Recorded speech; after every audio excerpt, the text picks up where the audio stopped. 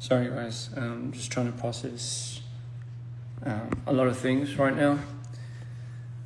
First and foremost, I hope everyone is doing okay. I am doing good.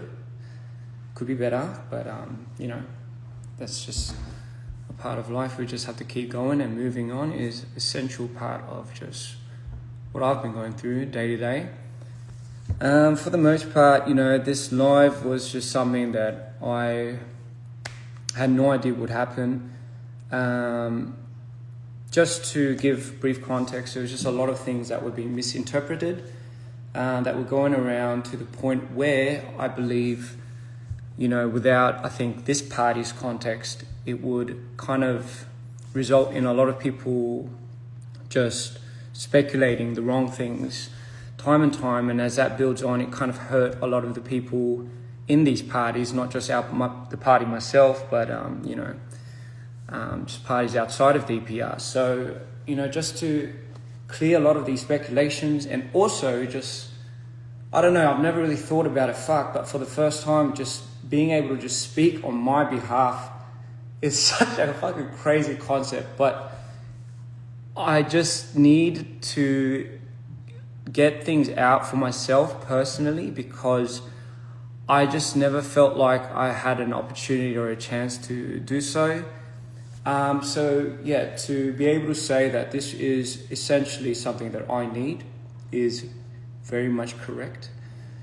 And, you know, like I too think that a lot of the different parties essentially don't really know exactly what I need or exactly what I want, let alone really have never really asked me what was going on with me. So, you know, to just clear it for pretty much everyone out there, and even like also the fans, you know, the fans deserve to know so much of what is meant to be going on and what is going on, for goodness sake, for the last 10 years, that it almost feels like it's not fair to even just keep going as it is. So to dead a lot of these speculations in the hope that maybe from this, the audience can grab what they think is feasible, what they think is solid ground, context and evidence, and maybe you guys can bring to light and make your own judgments about the situation. But today I'll be strictly speaking on my behalf and my experiences alone, and the things that I went through, and hopefully that'll give you guys enough context to bring you to this present situation. And yeah, I'll start from there. I think number one of the most important things is to give context to any type of material that if you are going to make, whether it be certain types of accusations or certain types of speculations, there have to be some grounded context in order for anyone to make proper judgments, I would assume. And for me, I think it's just been the hardest roller coaster these last, I'd say, fucking 15 years, far out.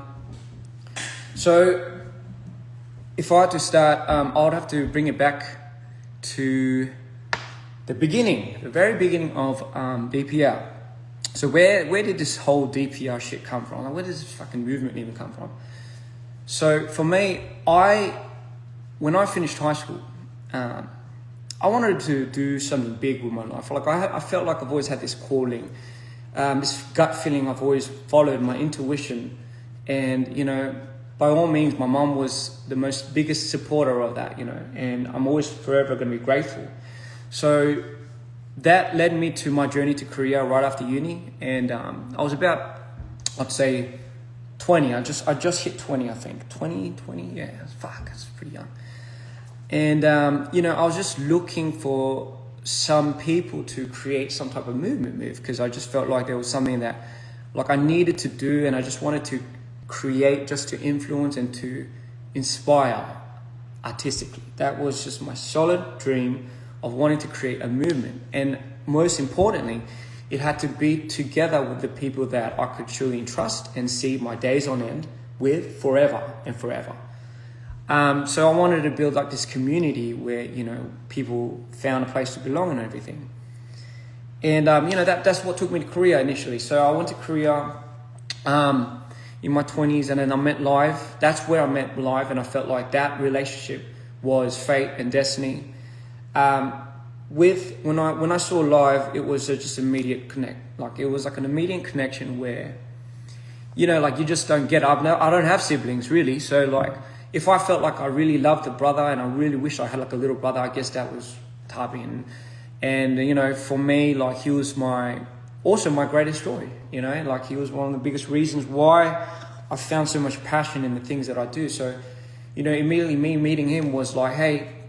You know, he was just finishing school, and, you know, he was about to take his next course in life, and, you know, that was when the big talks were happening. And mind you, like I was dirt poor, like I just got scumbagged out of all my money in the first 3 months. You know, maybe I'm just gullible like that, naive and stupid. But anyway, I just fucking, you know, like I was living in this one room fucking office tel, and, you know, with that, me and Live, at that time, Tabin was set out to do these things. I'll just tell him like, hey, we're going to do amazing things, because what I saw in him was just this, you know, when you see like a star and then it's just kind of glowing in some people, and you just know like, oh, they're just meant for something.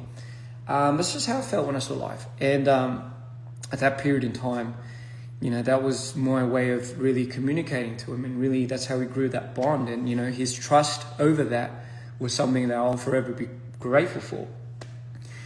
So, you know, fast forward, you know, like this opportunity came, and I've somehow became an idol. And I thought at that period of time, I don't know what K-pop and all this idol thing was, but I just thought maybe this would bring us the proper amount of exposure to be able to do this movement, because, you know, I wanted to do it with Live. Like that was like one of my biggest things. It's like, we've tried to make groups before, and it is ups on fucking YouTube and stuff, but like, fuck, like that was the dream, you know. And, you know, Live at that time had to go to the army, so, you know, he went to the army, and, you know, for whatever it means, I had one of the most traumatic experiences of my life when I was in that idol group. My years of being in C Clown, and that was for some of you that don't know, that was the idol group that I called, was historically probably up to this date one of the most one of the most traumatic experiences of my life. If it really would change me forever, you know, at least to say. You know, like, just the harassment, like, just fucking, you know, fucking abductions and all that fucking shit. I know like, I've tried to do this interview with Dre, but I had to be, like, there are things I can't say, just for not even my safety, but for others. But fucking hell. Just, you know, sorry, I'm just on the fence of like, do I just fucking go for it or not? Just what they do to people, the humanitarian level is just, you wouldn't even treat anything in this planet. You wouldn't even treat your worst enemies like that. And it would be enough to drive anyone manic, or anyone to have some form of DID. That's not to say that was the cause of my DID, but it did not help for sure. So I try not to expunge too much, but that was just, it fucked me over. Like it would be the epitome. Like if my first fall in life, where I truly thought I could no longer go on, and trust me, I always have to habitualize the idea that life is not fair and things would just not work out in towards the favor of the good and the kind. But I sometimes refuse to believe that. So I always believe there's an authentic way of getting to people, and a more genuine way of fucking doing things. You know, like just fucking doing it. But you know, like the idle days would be a true testament to that. Not even just exploitation. It was just it's just a little heavy to talk about right now, and I know this is why we had to redo a lot of the videos, Dre, and I apologize. But I mean, anyway, point being, I just wanted to fucking end it. You know, I just wanted to fucking die. Once that was happening, I was slave to like an 8-year contract, I believe. 3 or 4 of which I was, once I signed to the Idol as the Idol artist, it was an 8-year slave contract, 8 years, I believe. Before that, trainee, I was about 2-year trainee. But least to say, it's just the worst time of my life. The constant abuse every day, the fucking manipulation, the violence, even not just for me, but for my members. I had an innate habit to always protect those around me. I could have just fucked off to Australia. You know, they couldn't touch me there, but, you know, there were threats being made to not just me, but my team members, family members, and etc. So, you know, just for further reasons, I will not disclose anymore. So we were in a bit of a pickle at that time. Mind you, every day was just like death. It was like off of pure spite and fury. The things that they would do to you are just fucking explicitly. Sorry. I promised myself not to get angry, but just keep it cool. Yeah, so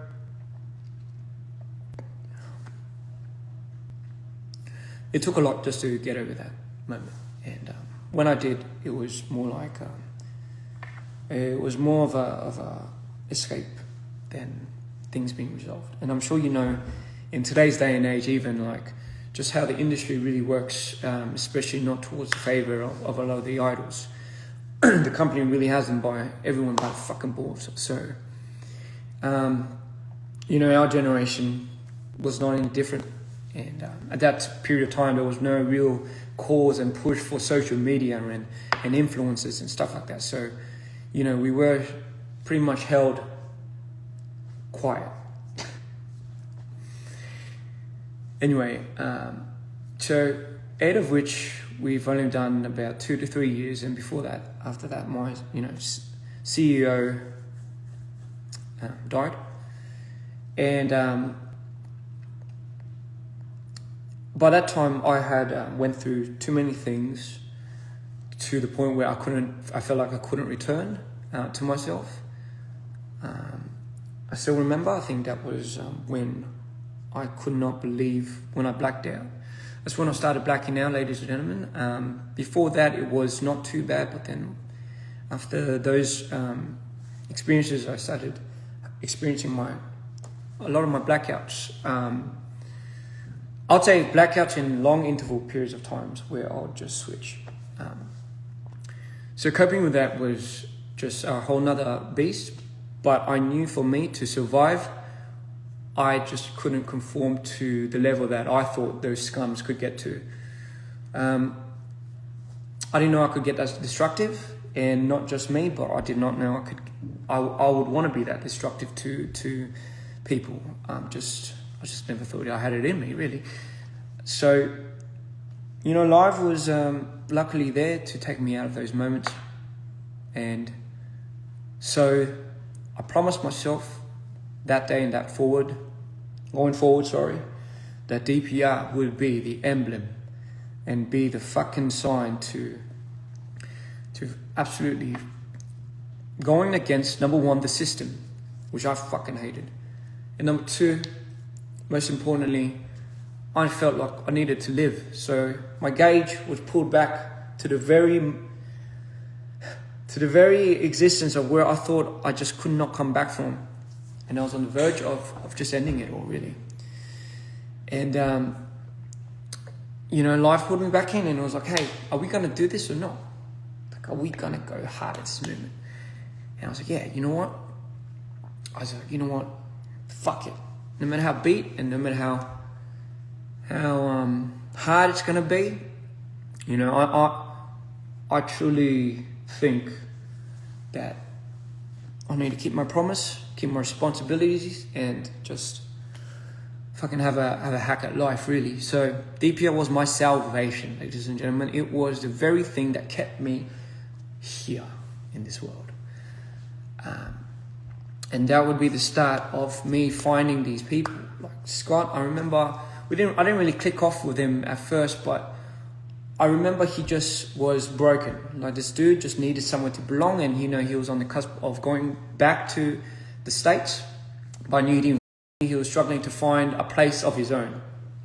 So my reach to him a period of time, one of which would be my secretary, which I would later disclose why that's such an important. So do I just make an alias? And obviously it's just, as long as I don't promote under a certain type of label, I'm still allowed to make money from other forms, other fucking mediums. And that would be, ladies and gentlemen, where I would start videography. Mind you, before that, when our team was struggling, I had to be the contents and media team for my company, and I didn't get paid for that. We were in debt. Apparently, I was in debt. I'm like this shit.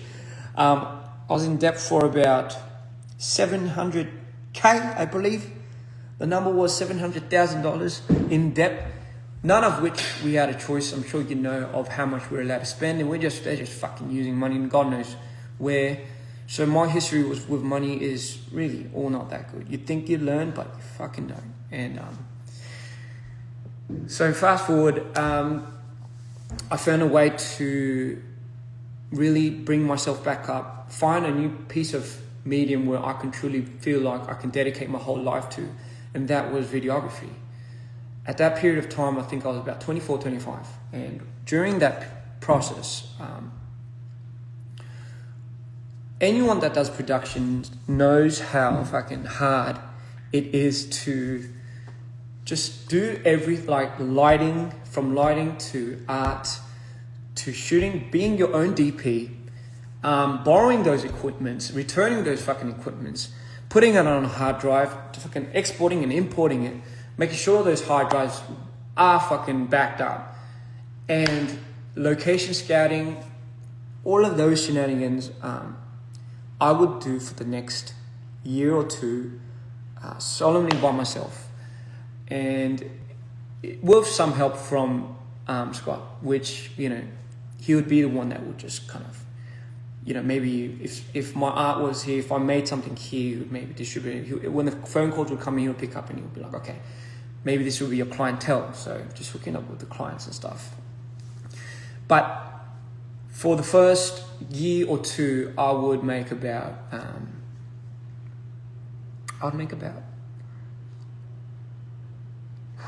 like 10, 20 videos for unnamed and unmarked artists.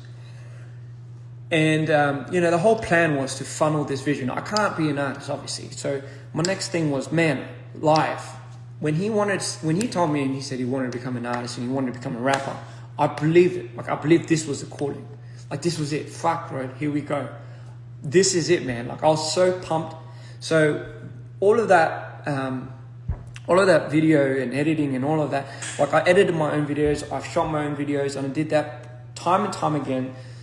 Endless sleepless nights for about a year or two. And I hit the mark where, you know, that's how we started like getting bigger budgets. So I started shooting like Barbie and, and I still would do this solemnly by myself until I could find a crew. But where did all that money go? Hey, like where? So I didn't get any of that fee. I got like a freelance fee from that. Because our plan was to get the money that we got from shooting all those videos, right? So those, imagine like fucking 20 videos, just doing it fucking. So all those videos that I've shot, I just got like if you were to say, you probably get like 10%. Sometimes I'll get none. I think the reason why I say I got none is because if I had to ratio out the times that I would use more of my money to make that video look good, it would be me. Mind you, this is all, like, I held myself accountable for doing those things at the time because it was a choice. Ladies and gentlemen, it was a choice. I wanted to do that. So I don't regret doing that.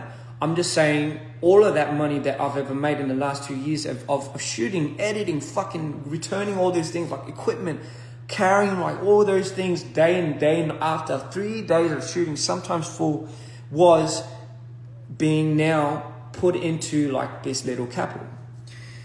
We did not have any investors. We did not have anything. So our money mule was literally just what I shot and what we could get in. Come on, what we could fucking draw in. And everyone was playing that part at that time. With Live was making his music, and like when I heard Live's first track, like Till I Die and all of that, I'm like, bro, this is it. Like this is like the golden calling, man. Like, bro, I just knew it. Like this song at that specific moment in time, like no one was doing it. No one was doing it like him. Like no one was talking about real shit. Everyone was struggling. Like everyone. When I see Tarbin, I was like, man, I gotta help this guy. It doesn't matter if I'm struggling. I gotta help this brother, because if I didn't, I just felt like there's just no other means of going by. Don't even ask me why. So I didn't care if all of that money that I ever like worked to get, like if that money was being now transferred into investing into Tarbin's first album, right? Then bro, that would be the place to put all your money into. We went fucking all in. We put all of that work, all of that money into Tarbin. And thank the Lord we did that, because for me, that was the only thing that kind of kept me up on my feet. Like, it was worth it. Like, don't get me wrong. Like, for me, that was the pinnacle of why I was doing it. It really was. It really was the pinnacle of why I needed this to happen. And, like, I was thankful to Scott. I was thankful to Chumble. I was thankful to Live. I was thankful to Cream. At that period of time, like, these boys were the boys that kind of ended up at that last big, at the scene of, like, now from here, guys, we have to now hold hands and let's go in. All right. The thing is, like, I mean, I don't even fucking know, like, to be honest now, knowing what the situation has happened, like, I don't even know how much money Scott would have taken or something. I don't even know at that period of time if that thing would have fucking started. But again, just so to speak, it's just, that was in my 24s or 25s, and listen, I was happy to do all of that. And from those efforts, not just from me but from others, we would go on to make Coming to You Live, the first album, without any investors. If anyone really helped me with the financial aspect, it was my mum. I'll fucking borrow. So sorry for borrowing money from my mum, but it would be my mum. Like, I'll borrow money from my mum, and my mum would pretty much funnel whether it be my software, my equipment. So, you know, she would be that, she would be the number one investor for me then, I guess. But again, without that, I don't think anyone in the team really understands at that period in time how crucial it was for me to get the connections that I got, for me to understand how the whole industry worked on this end. And through that, I was able to appreciate how much people were working on the back ends, especially for production. Fuck, these guys do this and they go unnoticed. Fuck, how much you guys are doing here? Like, oh my God, and you guys go unnoticed. Fuck. And for me, it was so important to highlight what people were doing around for others, as opposed to what I was doing for anybody else. Like, for me, if I need to validate that for everyone, especially for the team that I'm on, what the fuck is the point of me doing this? Like, why is it so important for me to validate something that I don't really even need securing for? It comes from a genuine place. It's like sacrificing. Like, if I was to really, really perpetuate the meaning of sacrifice, it's like I will do something for you, and you not knowing that forever till you die, I'm cool with that. That's the whole point. If I wanted you to know it, I don't think that's a sacrifice. I'm just going off on a tangent. But anyway, with that being said, that's how we went to C2IL. People thought we were like the sons of Samsung or something, because we came out with 6 videos just fucking ramming with all these features. And these songs were just phenomenal. Like, his album was just something that, like, we've just never seen on the scene. But we've never also seen a production come out of an independent underground label such as us. So they just immediately went to the conclusion, these guys are like the sons of these, like, you know, big investors, big companies, big money. And they're just using the money off of their parents and stuff. Because where they're getting the funding? Fuck, you know, I don't know. For me, that's bittersweet, because I'm taking it as, thank you for complimenting the fact that you think that this is done with an extreme amount of money. Otherwise, we cannot pertain this quality. But at the same time, it's a bit jarring, because it's like, it's also a bit of a shame, because, you know, like, it really doesn't come from that. It just really comes from how much everyone is putting into this and spilling into it. And that album would take off. I knew it. I just fucking knew it. I just fucking knew Tubin had something, and I knew people would just, you know, this guy would shine. Like, I just knew it. Like, I just felt this gut. And again, I just have this, I don't know, this crawling to just need to take that out of people and just, you know, like, bro, see, you could do it. This is who you are. This is like, bro, you were meant for it, you know? And, you know, like, that's how now I'm going to introduce you to this person called Jeff. A lot of people that speculate that this Jeff person came in right around the time Dpr fucking broke up into this fucking shenanigan and was, you know, trying to get into my ears and all of that is not true. It's not true. Let me just give you a formal introduction. Now we are at a point, now that you know, where Scott meets Jeff, right? Scott introduced Jeff to the team. We didn't have an investor. We didn't have somebody that was being our capital, where we got the investments from people. We had to, like, borrow certain lump sums of money to propel us into the next future us. So in comes Jeff. So he was somebody that I think we were all kind of, we didn't know too much, because, you know, Scott was a middleman of all of that. But Jeff was somebody that saw our vision. This is how I got it, right? This is just my perspective, how I felt about this. So Jeff saw us, believed in our vision, because at that period of time, like, who are these kids on the block? Believed in us, and just decided to, hey, have just a fair go at these kids. And I remember, like, he provided us the facilitations, the fucking space. I'm sure our fans know the space that we had long time ago in Korea. Our office, that was all provided by Jeff. He would provide us with new equipment, new materials, new mic, new cameras, all of those things to pretty much fund, I guess you could say, the next thing. Because at that period of time, I just wanted to stop. I just wanted to stop shooting videos for third parties. And I wanted to really, really focus just purely on our own dudes. I mean, could you blame me?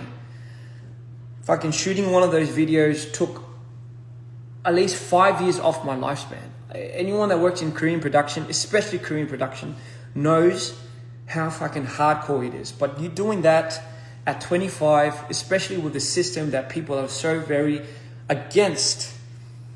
It has a ingrained hierarchical system where they see somebody such as that, a figure that's like 25 and like, you're the director, and you're just having to constantly fight for every single fucking thing you have to do and prove to yourself is another maniacal war that I just thought I would not get into. But for better or worse, it shaped me into becoming the resilient person that I am today. And I'm truly, truly, truly blessed for those experiences and those moments that would shape me into the person I am today. So with that being said, did I want to do that constantly for other artists and other companies? No. I've wanted to focus on typing. Like I wanted to focus on our dudes. Like it didn't mean anything to me at the end of the day. I was doing that so we can make money, right? None of which obviously I was pocketing. I just needed to know that was where our income was coming from, so we can go to dudes that we actually believed in and we loved. In comes Jeff, and he gives me this. Okay, just personally gives me the space to let that down. That's a huge part.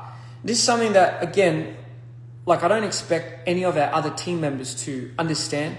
But fuck, if I couldn't let that down, I couldn't go on further doing the things that I had to do. Shooting, renting, fucking lighting, arting, and fucking editing day and night. I did not want to become the world's greatest director. I just needed this tool, and I needed to believe that I could believe in this tool to help our vision on what we wanted to do. People had a choice. People wanted to become the artist. People wanted to become the management. They wanted that. They had the role to fulfill, and they fulfilled it. Now, what you guys say about what you do and how much you do, it's like, it's all fine. Because at the end of the day, that's kind of essentially why we were in it for doing it. But I didn't really care about any of that. I just cared about, so what's the next step, guys? What do we do? How do we get from here and here and here? And mind you, like when Jeff came in, his first project with us was Jasmine, right? I was trying to find all these ways to make money, like save cost, but have the video look good. That in itself is something that I try to garner towards in terms of like, there must be a more efficient way of doing things, production-wise.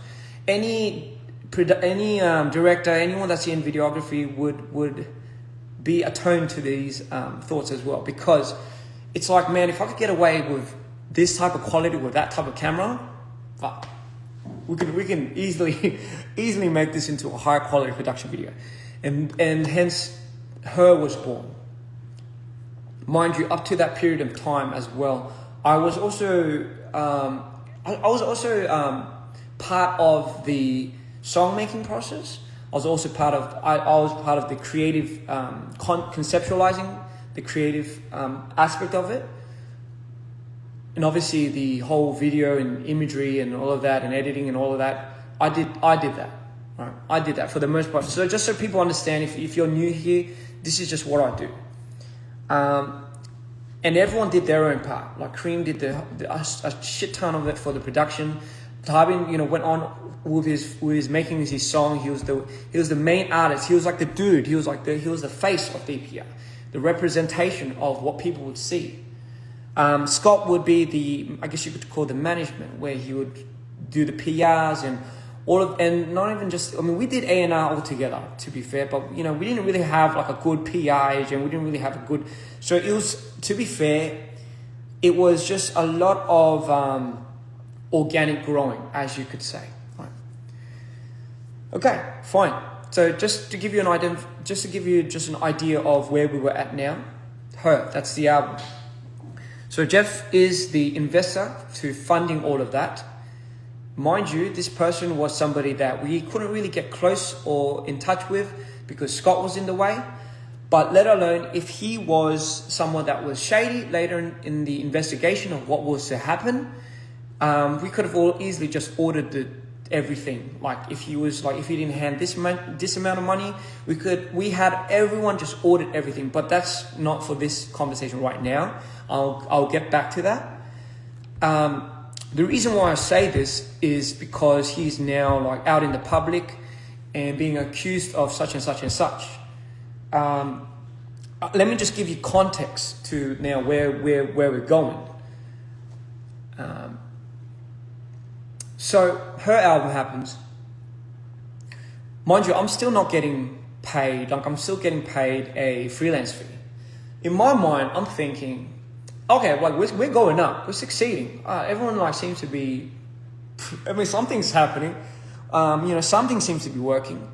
We went on our tour, our first tour, but something seems to be happening because I feel like for some reason we're just going up. We're just going up.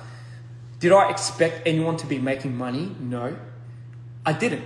I was that stupid. I was that naive. Like, did I ever think? Would you ever question, like, with the people that you have? Would you ever question, like, oh yeah, with the history that we have, that somebody later on would be distributing money in the most unfair way? No, because in your mind you'd be like, okay then, but who would do that? Who would be dumb enough to fucking go there? Who would be fucking stupid enough to do that? Because they know once somebody finds out, wouldn't that mean the end of it? Wouldn't that jeopardize everything? Like, would you be willing to put that at risk? Like, really? Like, after knowing everything that we've been doing, like, really?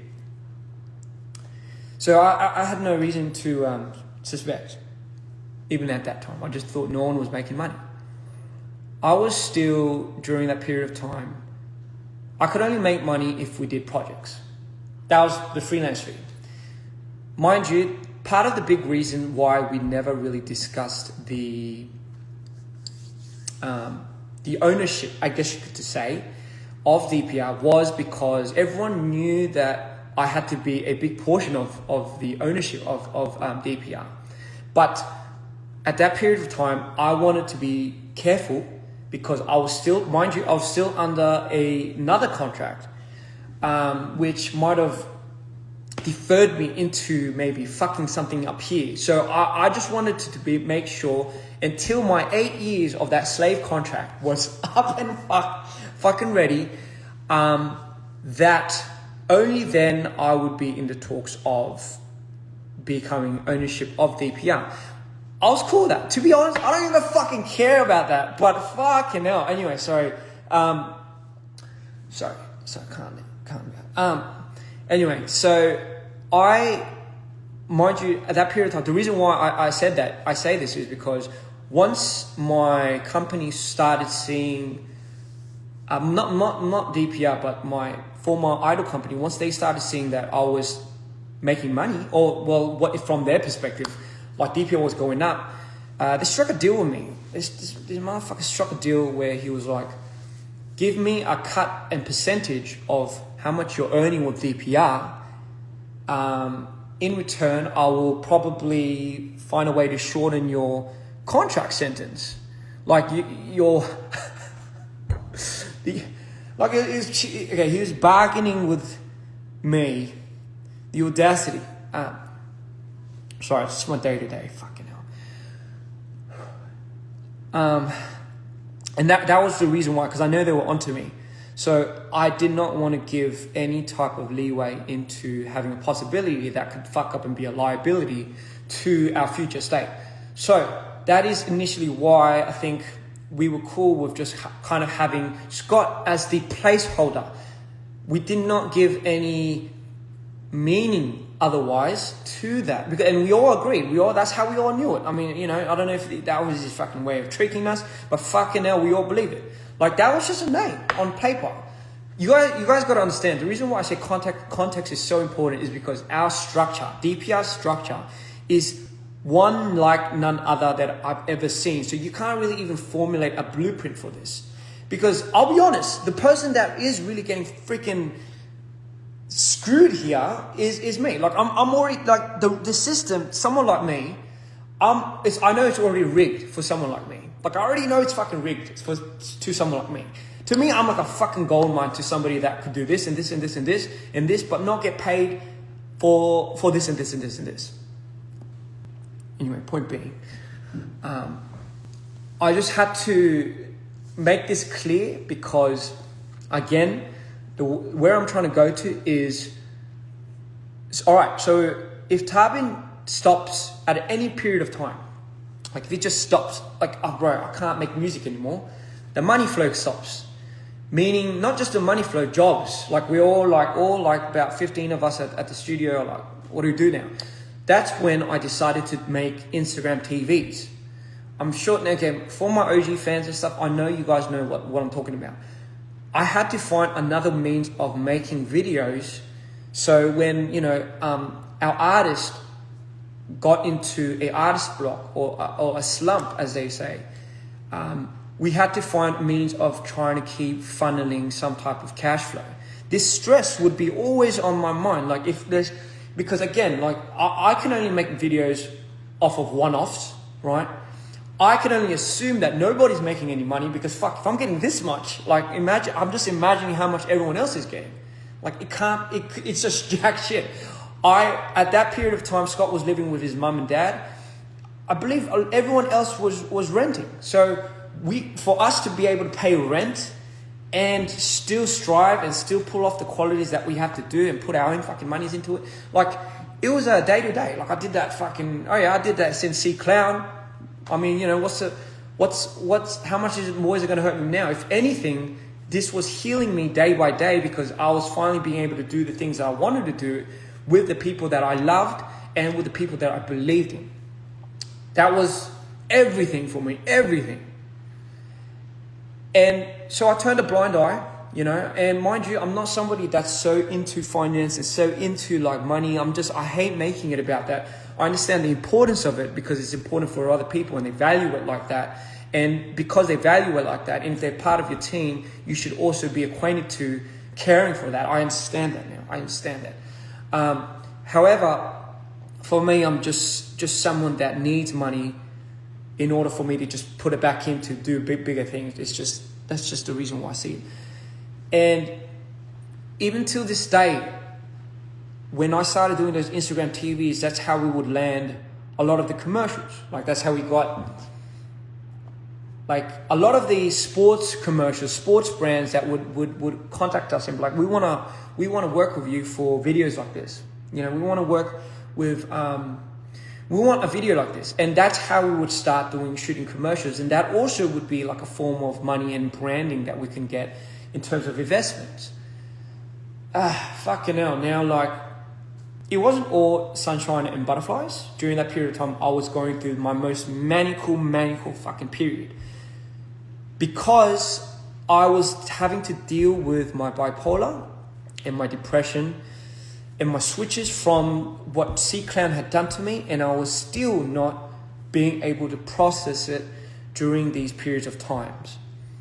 So I devoted myself and everything that I had into the work because for me it was a means of survival. If I did not, if I had even just looked under the rug in which I swept all the shit under, I knew it would fuck me up. And I made a promise I'll never go back there. I'll never be the person that I was when that had happened to me. I solemnly promised me and my brothers and my family, just fucking keep going, just keep it going. You got this. So there were periods of time where we would experience I guess you could say, a financial loss, for example. Like, for example, is anybody out there for Tarbin's album was something that we took a huge financial hit to.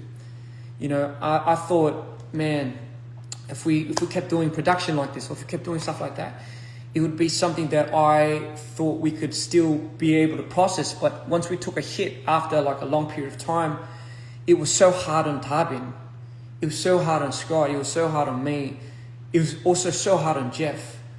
Because I was there. And I saw all of that. Like that was the first time I saw Jeff. And honestly, that was the first time I kind of got to know him a little more, because, you know, like I thought, fuck, like what's happening with all the money behind the back? Like, is this guy like, because I was very attuned and very sensitive to not wanting to really disappoint a lot of the people that believed in us. But at that period of time, I knew this guy was like losing so much money because of how much. So he had to, like Jeff had to go out and convince these big heads to reinvest in us, right? Even when we were at a deficit of like just such a big financial loss, and part of that I've always blamed myself because of just the amount of money absurd amount of money that I think I use in some of the videos. So I never wanted to put Tarbin in a situation like that again. Like I promised myself at that period of time I never ever want to put Tarbin or anyone, but Tarbin mainly, in a situation like that ever again, like ever. So, because again, financially, I didn't fucking make anything from that, but still, it is what it is today. Amazing album, but still, it took a hit. So now I'm just stressing out about how do we bring this guy's spirits up? How do we bring this dude's spirits back up? But also, how do we create another channel where if something has a slump, like maybe we could do this. Mind you, all in all, while this was happening, I got news that my contract had ended fucking ages ago, and the CEOs of that company were just hiding it from me.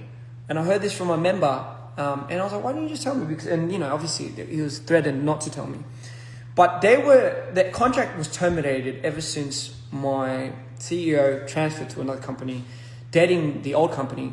But they held such a fucking good facade, and that threat just held so. If you're getting fucked every day, constantly, 24/7, it's like you can't imagine the headspace you get into, the trauma response, the PTSD. Like you just don't. There's no place for you to have any critical thinking or whatever. There's just no place for you. It's just survival. So when I heard that, I thought everything started aligning, and my first decision and first thought was like, okay, let's have a conversation about revisiting like the shares and everything for DPR. No, it was, and this is what me and Tarbin would always talk about. We were like, hey, isn't it our job as creatives to create? Yes. We should have some interest in what's happening with the money aspect. Correct.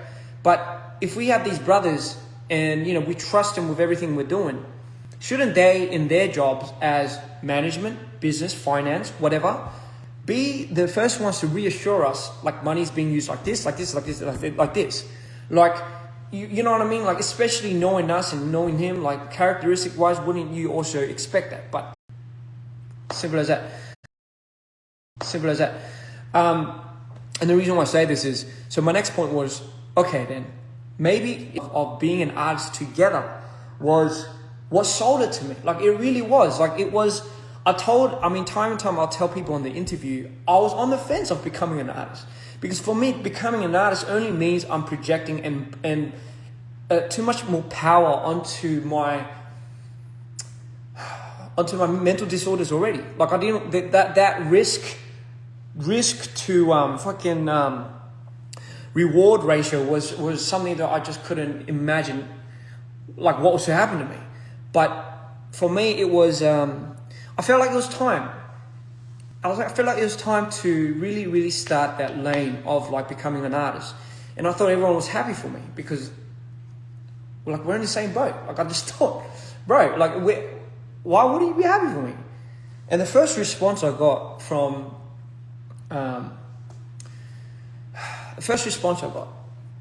from Scott was, no, you can't. And I'm like, oh, what?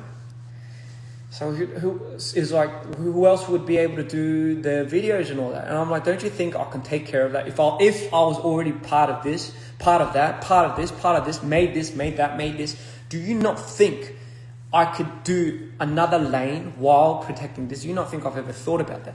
But besides the fact of that, why are you saying no to it? And I still remember. And he was like, no, because he thinks he can't control me. He thinks if it worked in any way or shape or form, that I was going to be too hard to control in the future. And I don't know why, like, what? I mean, why would you want to control me? And obviously those moments were the moments where all these red flags started happening.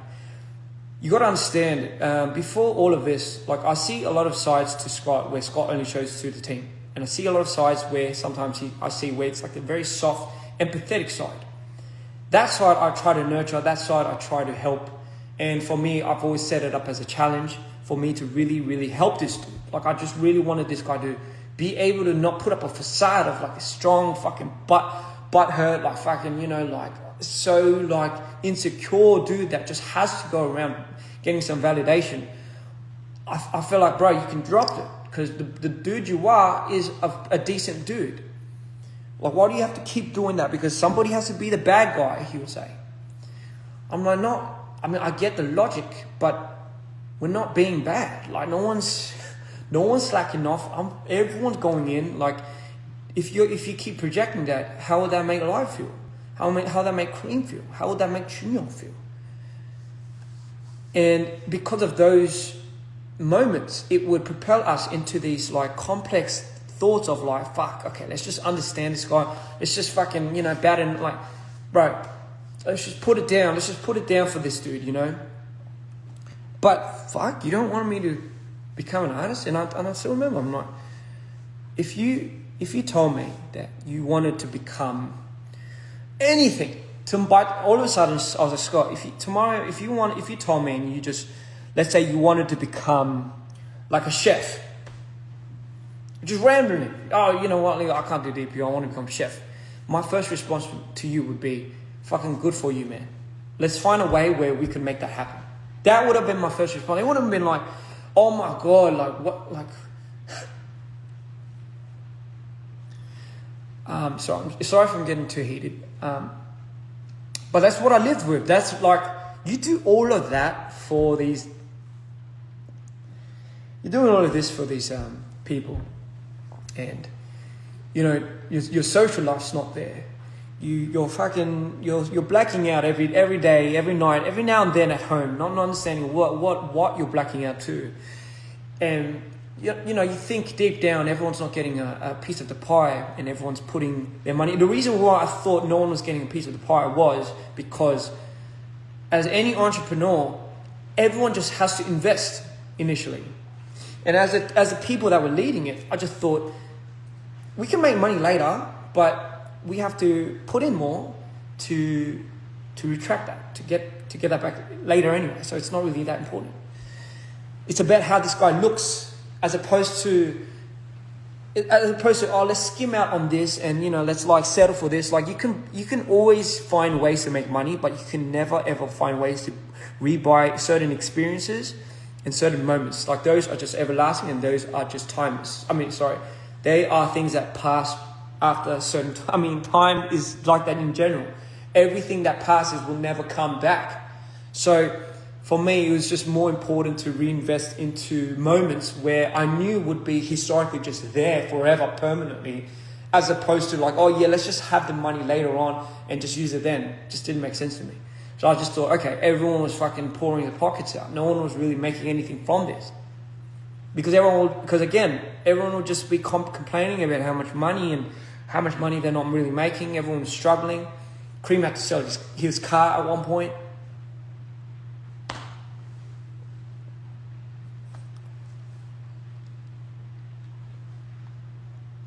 I was borrowing money up till Tabin's final album in Dpr, which was, alright, cool. mind you, I did 2 videos on that, and I started doing the whole run and gun thing where I'll borrow the equipment again myself. I'll be the DP, the lighting and everything, and I'll find all these fucking locations over the span of the next 2 months while I debuted, by the way. And this is the funniest thing, right? This is the fucking funniest thing. If you're an artist, right? If you're an artist, you say you're the artist, and you shoot and direct and edit and everything of your own video. So how do you get paid for that then? How do you, is that a separate thing? Like if you're under an artist contract and every money that you invest into your artistry is going to be, let's say, I mean, unless it's a ridiculous amount, but like, let's say you invested in it and obviously that's the debt you make. Unless you could fucking start knocking it off with your streams and stuff, you're not going to see any way or means of making any money back, especially. And then what about the whole editing fee? What about the whole VFX fee, the color grading fee, the director's fee? Shouldn't that be all separate? In a perfect world, that would have been so fucking amazing. Why wasn't that conversation ever brought up? I don't fucking know.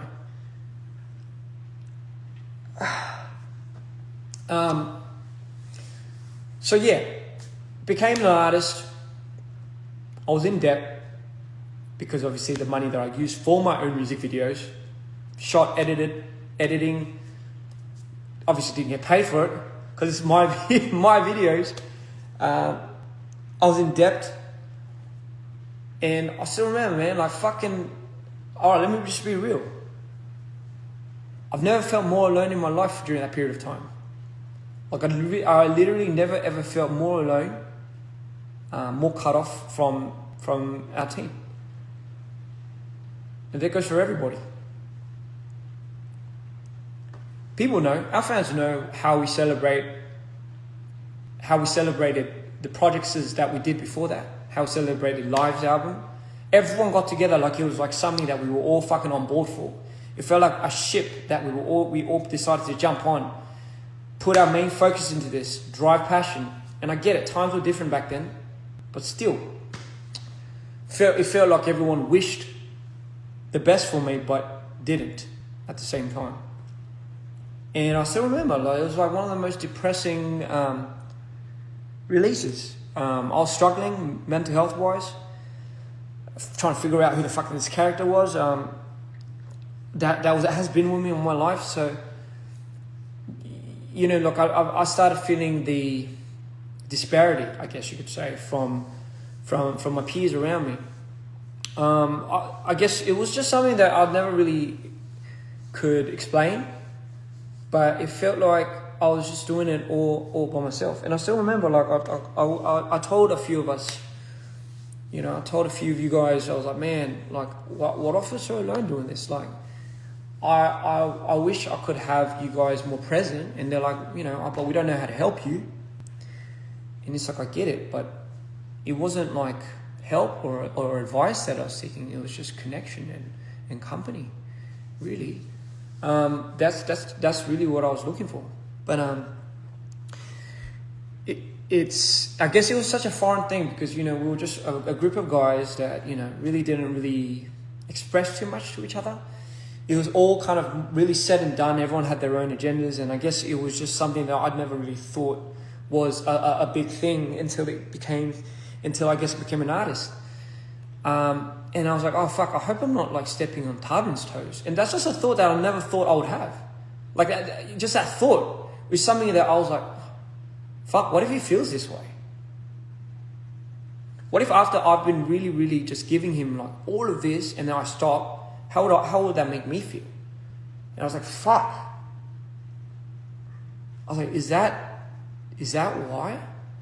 And from then on, because again, like the feelings that I got from all these things, I was like, man, I can't really have something truly that I think I want without kind of mingling in a lot of people's minds. And I started going there. I started thinking about that. And it'll just be an automatic response. I hope you guys understand the relationship that me and Live have is such like where I will see him and I would imagine, like, for me, it's I need to protect this dude. I need to make sure this guy's good. I just need to make sure like this guy's like happy first and foremost. That's just more important to me. And this guy's all right. So maybe like I was like, oh fuck, am I tripping out? If I did this, I'm like, oh my god, if this guy feels some certain type of way, like because in my mind I just thought that was just another world that probably could have happened.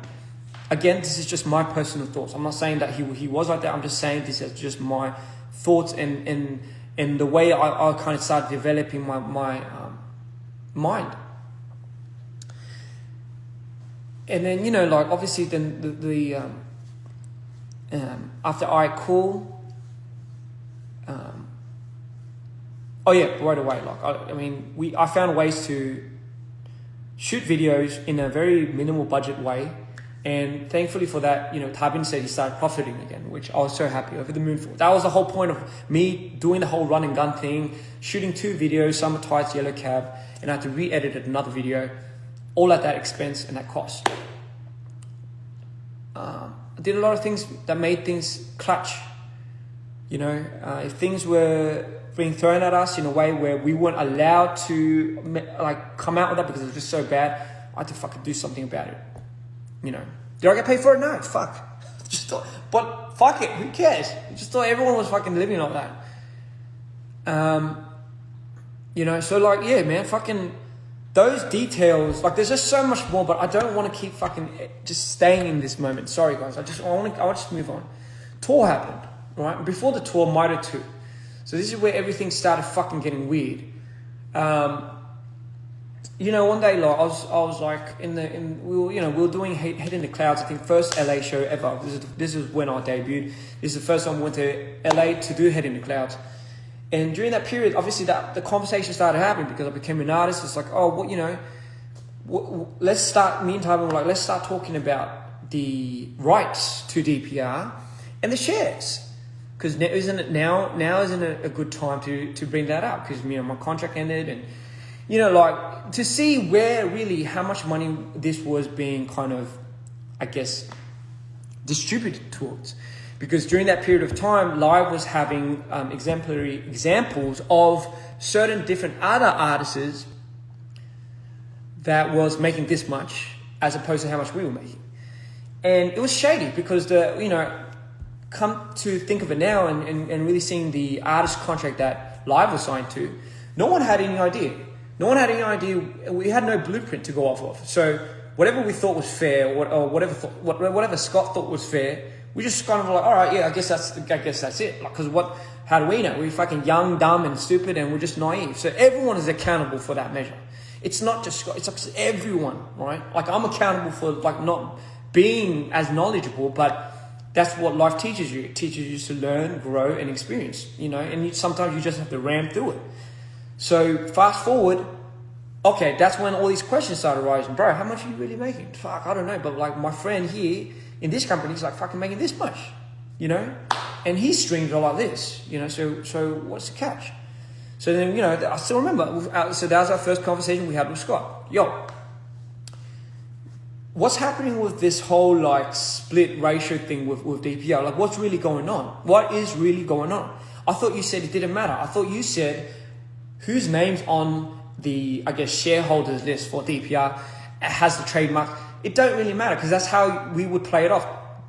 Time and time, I tell you guys, it's not like we've never had this conversation. We've had this conversation time and time, but it would always come to the conclusion of like, bro, that's not how our system works. That's not how the money's really distributed. That's not how like things just work around. We're a unique blueprint, which I agree to, right? I understand we are a unique blueprint.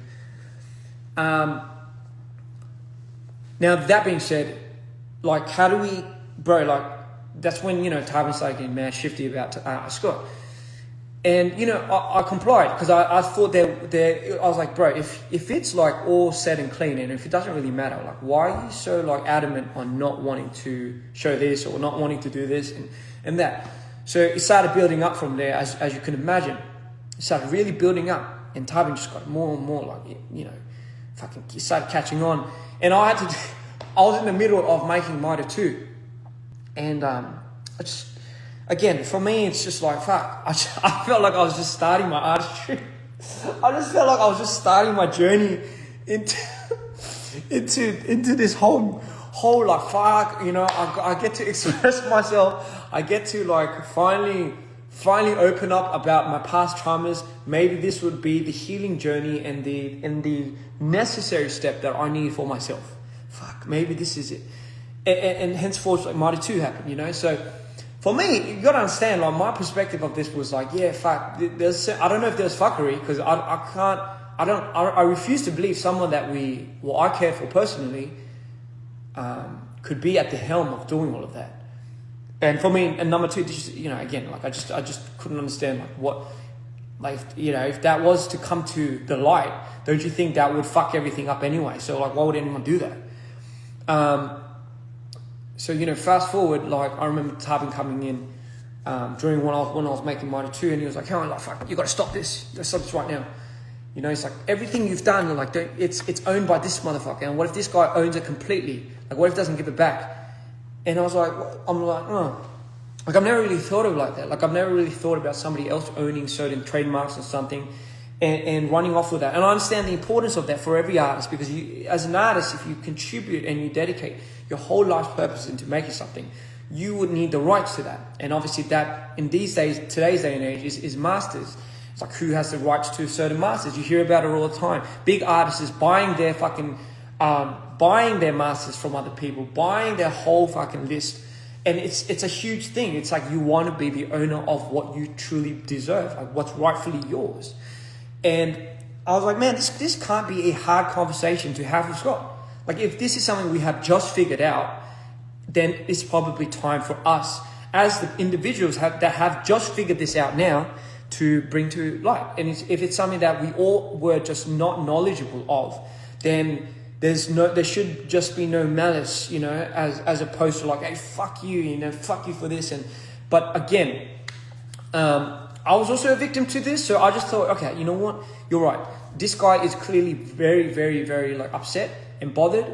And if I'm being completely honest, seeing Tarbin upset bothers me more than the actual thing. And I know that's kind of weird, but I can't explain anything otherwise. Like, I can't lie to you. That's genuinely just how I felt. So I decided to at that period in time, to stop Mighty 2 for a bit. And then you know, my mum calls, and this is when my mum starts getting involved with this whole thing, because my mum is very intuitional. I trust my mum. Everything my mum called for, she was never wrong about. She was always right. Like, a term that says mum's always right, like I do not shit you, that is something that I truly am scared of, because I truly believe it. My mum's intuition is none like other, and she told me to just keep going, because, you know, it's just something that I had to do for myself.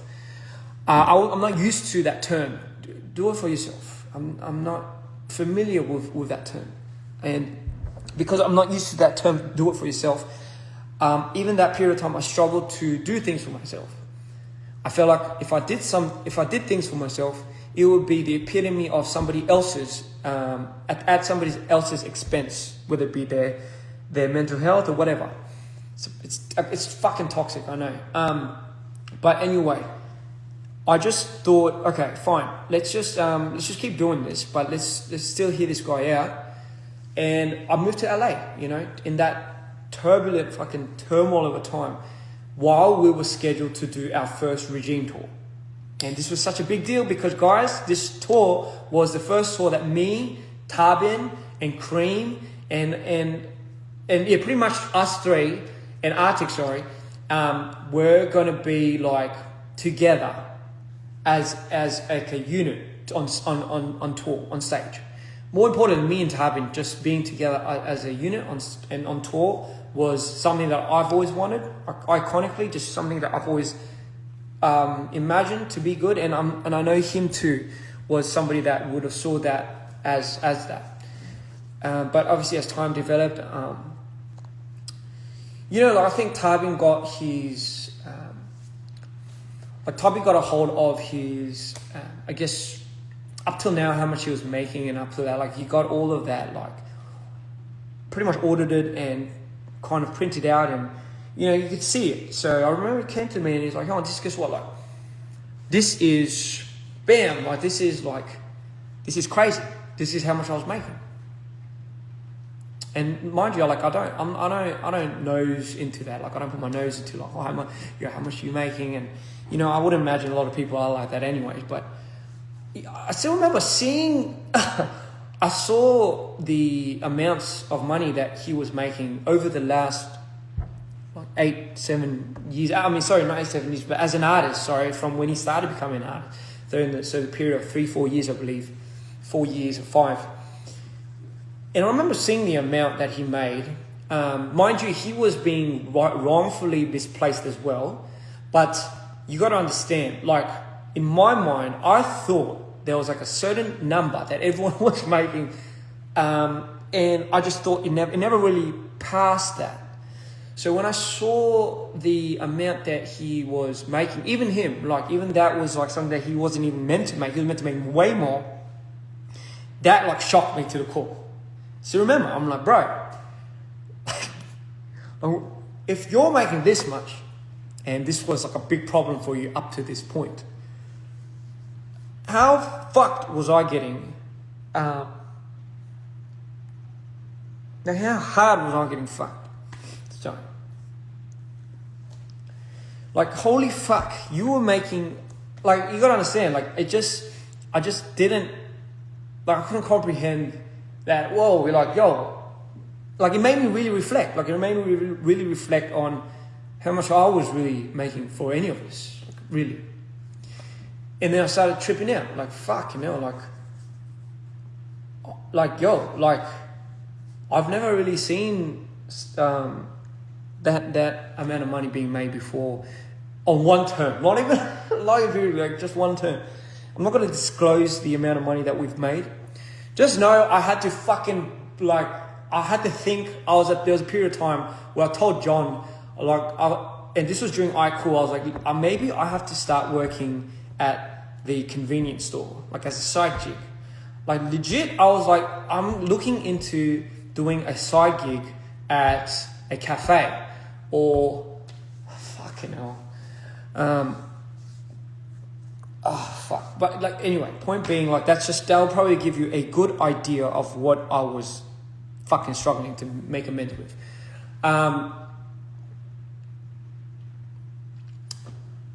And, like, just seeing that, I guess, kind of really started opening these doors to my mind where I just thought would never lead me to my salvation. Bringing back the idea of DPR being my salvation slowly started taking hits. And you got to understand, like, my idea and identity built on this whole idea of believing in a team and believing in the people that I love. Even showing all of the people necessary to my disabilities was a big thing for me. I had a hard time opening up about it. Scott was one of the few, if not the first person that I've ever opened my switches to. Which is probably why I'm a little bit more angry and a little bit more upset that things happened the way they did. Because I trusted him with all of that.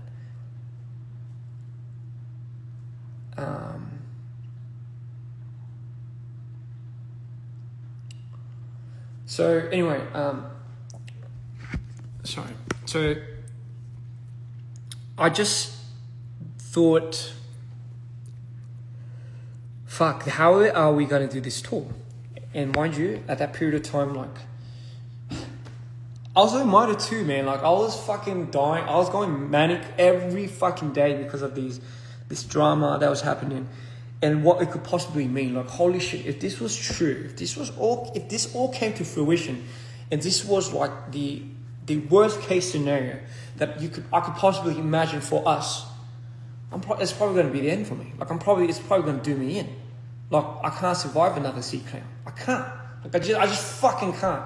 Like, I refuse to believe that this is going to be the demise of me. Like, it's going to be the downfall of me.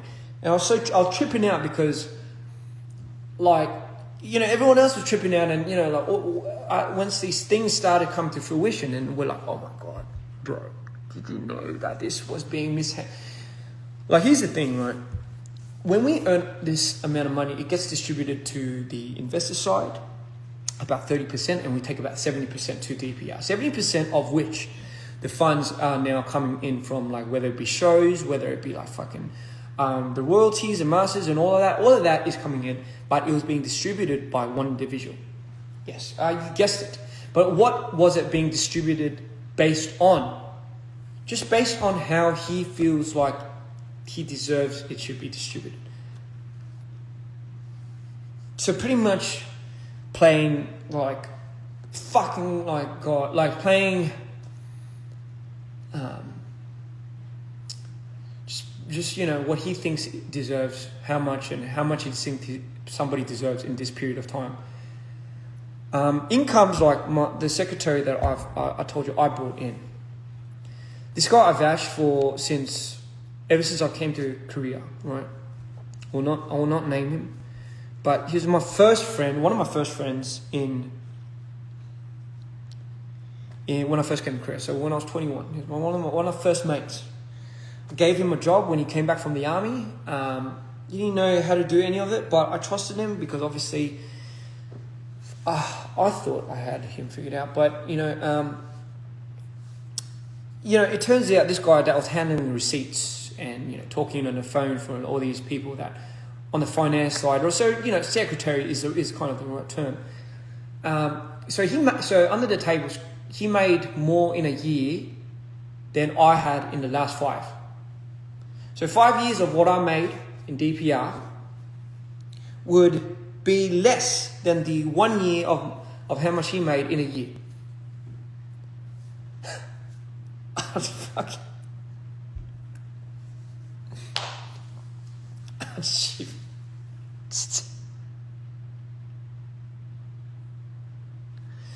Sorry. So when I ask why, right? When I fucking ask why, it's like you just needed somebody on your side.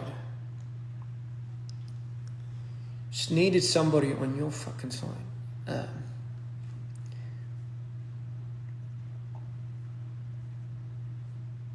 Those instances where I had to borrow money. I remember as I was editing Mitre 2, fucking manicked out. 6 days out of the 7, just couldn't sleep. I knew this had to be done because if I couldn't finish it, I didn't want to leave my fans, and certainly number one, I didn't want to give the impression to our fans that something was fucking bubbling to this point. So I just kept pushing on, closed my eyes, just kept pushing on. And then, Scott would be calling me in the background and he'd be like, what fuck?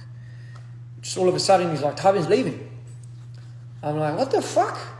That wasn't what we talked about last conversation. He's like, no, Tubby's leaving. In my mind, when I heard that, I'm like, nah, there's no way he said that and he believes it. Because again, at that period of time, there was no real thing. I didn't know what was happening. I didn't know what was going on. I just knew the juice of it, and I was like, yeah, let's get to the bottom of it. But we had tour coming up, and I was in the fucking process of making Mitre 2. And I already shot the video and already done all of that, and it was like, okay, I'm sure this guy's bluffing. I'm sure Tabin must be bluffing to Scott, because at that period of time, obviously, their relationship wasn't fucking flowers and daffodils. He must be lying to him. Otherwise, he would tell me. He would tell me that he was leaving first. So that's when because obviously I think he told Jeff first. He told Jeff first, and Jeff, I think that's when Jeff got first what the fuck is going on. And the reason why I want to give you context about this guy is because of moments like this. If he was anywhere near in on these things, it would have already fucking came to light. My mum had found the best lawyers. We already fucking went through this time. But that's not the point. What I'm trying to say is, Mitre 2, Live said he was leaving. I had to finish fucking editing. Scott was on his fucking on the ground melting, having a panic attack. I was trying to deal with all of this, and I finished it. I somehow finished editing Mitre 2 just 3 hours before the release, and I fucking uploaded it and fucking sent it out to the world. At that period of time, my attitude didn't matter. Like, none of it mattered. Like, I didn't care about it because nobody else really fucking cared about it. Oh yeah, when it came out, I didn't even know it came out. Because why? The minute it came out, I had to take a plane to Charlotte. And my first mind was like, man, I hope Tarbin's not serious about leaving. Because, you know, I want to talk to him before he really makes up that decision. I want to really engage in this conversation before any of this fucking goes down, because at least that's kind of what I think we should do.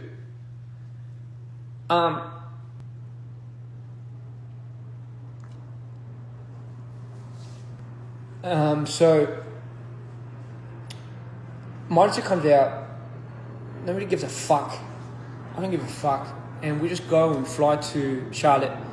And I still remember the first thing I went to, because Charlotte is where we were prepping for a month before we went out into the world with our tour.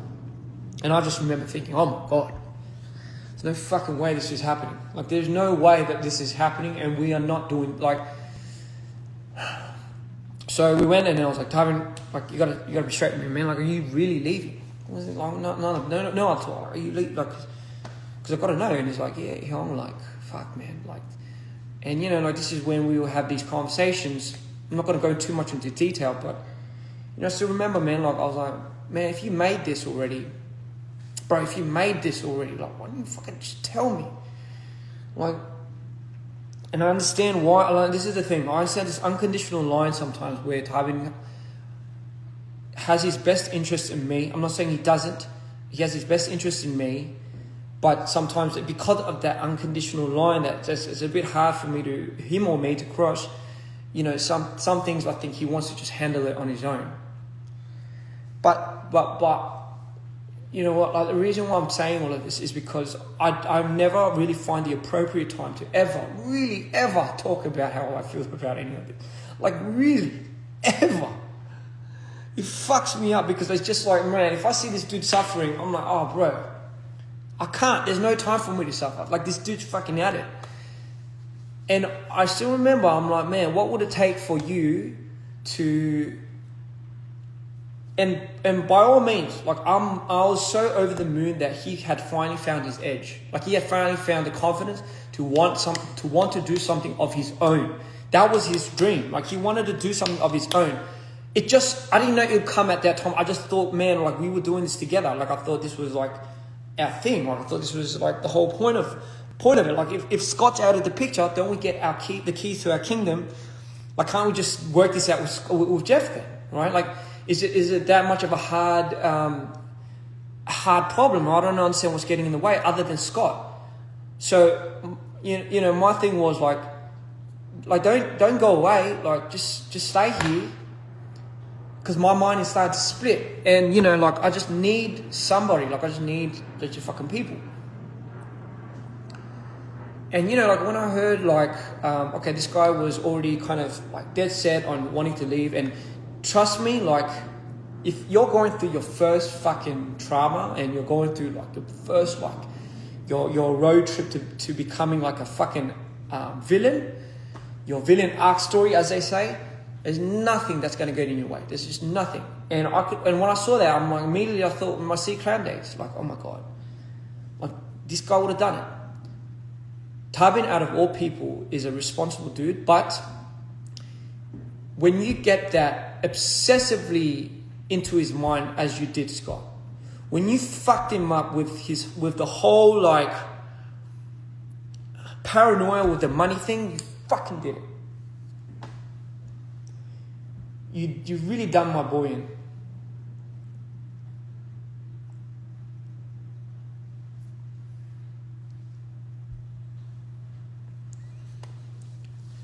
And honestly, like, that's just one of the things that I'll probably never forgive myself for as well. It's just having the lack of knowledge to be able to see that nuance and identify it, and fucking really letting that get to this guy's head and cracking him in the shell. So it's like all his fears, and mind you, it's because he had a hard upbringing. This guy had a really hard upbringing. He had his family, he had his mum, his dad had cancer. Like, he went through the fucking trenches just to be able to be where he is. And trust me, God gave it his all. and you fuck with that, yeah, that would do it to you. So I don't blame him for being the way he is.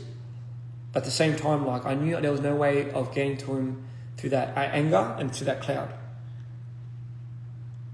I didn't know, the only thing I didn't know was how much my world was breaking into fucking pieces.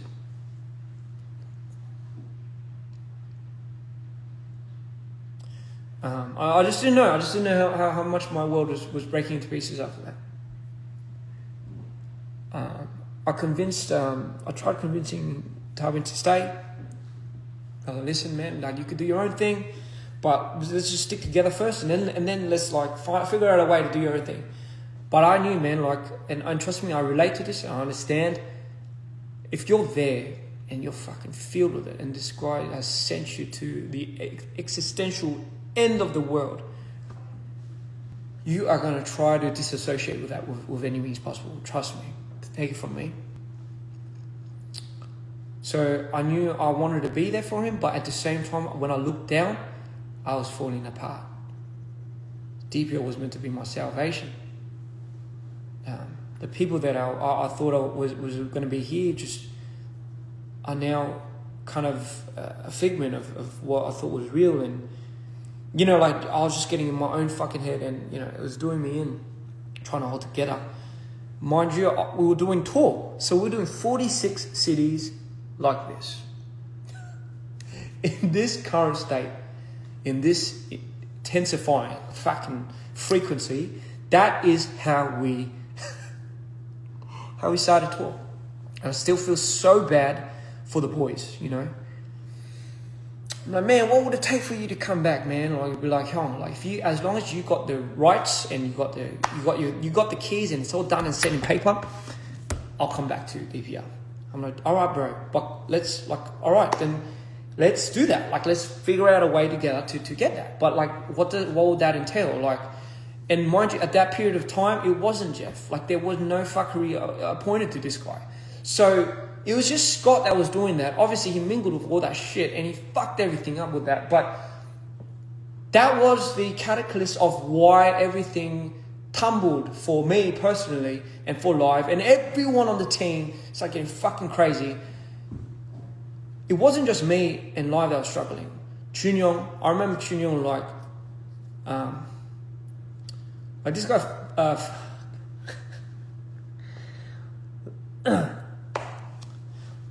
like this guy goes out of the way for everyone while doing it on the you know, the minimal amount of money that he makes, you know. And I still remember, like, when he finally made the money to buy his friends like a meal. I think that was the first time I saw him like tear up. And, you know, stuff like that just fucking breaks my heart. But it also, like, hits a side of me where it just fuels this fucking fury. And it was like a side of me which I never decided and I never wanted to bring back up again. But it was creeping up on me ever since C-Clown. It started locking up. But the doors and the keys and the chains were starting to fucking unlock and break. And no longer could I put anyone in front of that door to mark opening. Ever.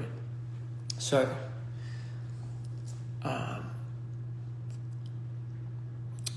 and so the tour happened.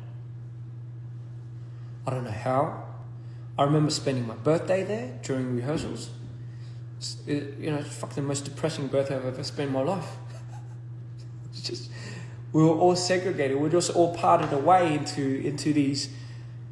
into our own thoughts, and you know, and my immediate thought was just like, man, how the fuck do I make these guys, like, how do I make it work? How do I make it, like, how do I ease his fight?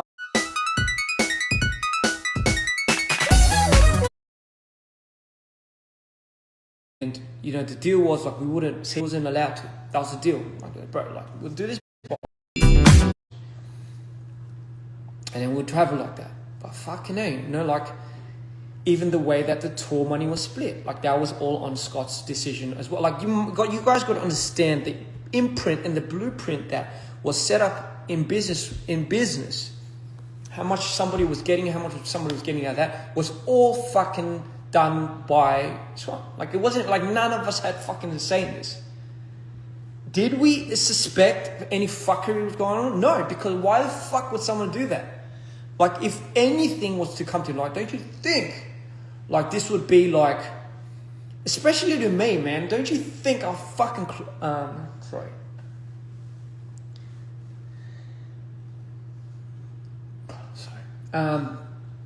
The reason why I just got to prevent myself going up from these is because I'm on like, I'm on a bit of a, like, I'm really careful of me tripping out. But anyway,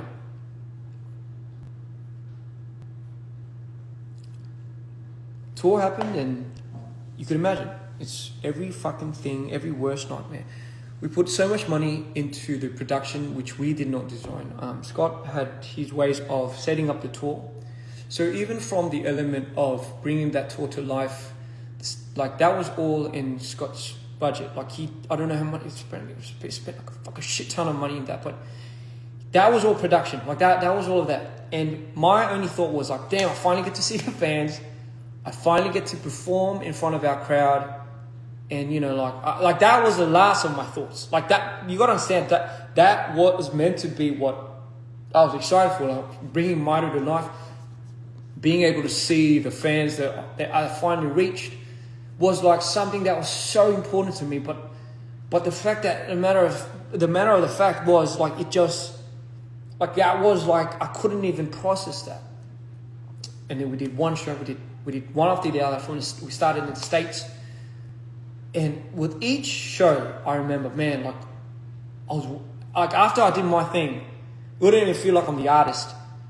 I'll be like, fuck, I'll go to Tarbin, I'll tend to him. Because I'm worried. That was the first thought I had. As soon as I finished my show, I think, fuck, like, is this guy okay? Is this guy alright? And you saw, I mean, I'm sure you've seen his documentaries and stuff, but, like, he's like, those moments where you see in the green rooms where he's having a hype, that's all real. Like, that was like pretty much most of the fucking shows we did. So there was no time for me to process how I felt about any of this.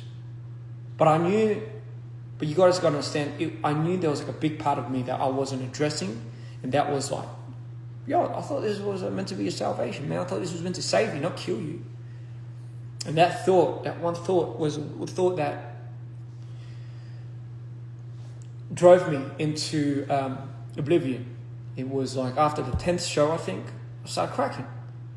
I started cracking because why? There was no support. Tarbin was smart enough. He found Hyunsu. Like, he found that guy to go with him on tour. I'm not used to that. Like, I don't know what managers are. I don't know. I've never had it. So there was no real support system for our artist structure. And this is one thing I realized during that period. I was like, damn. So this is what we need. We need more support for our artists. It was such a unusual. Here's the reason. Being an artist myself, I think that's what I can kind of now understand is what is needed. I kind of always thought maybe I was the support for live, but now not being able to differentiate that and really kind of split that off.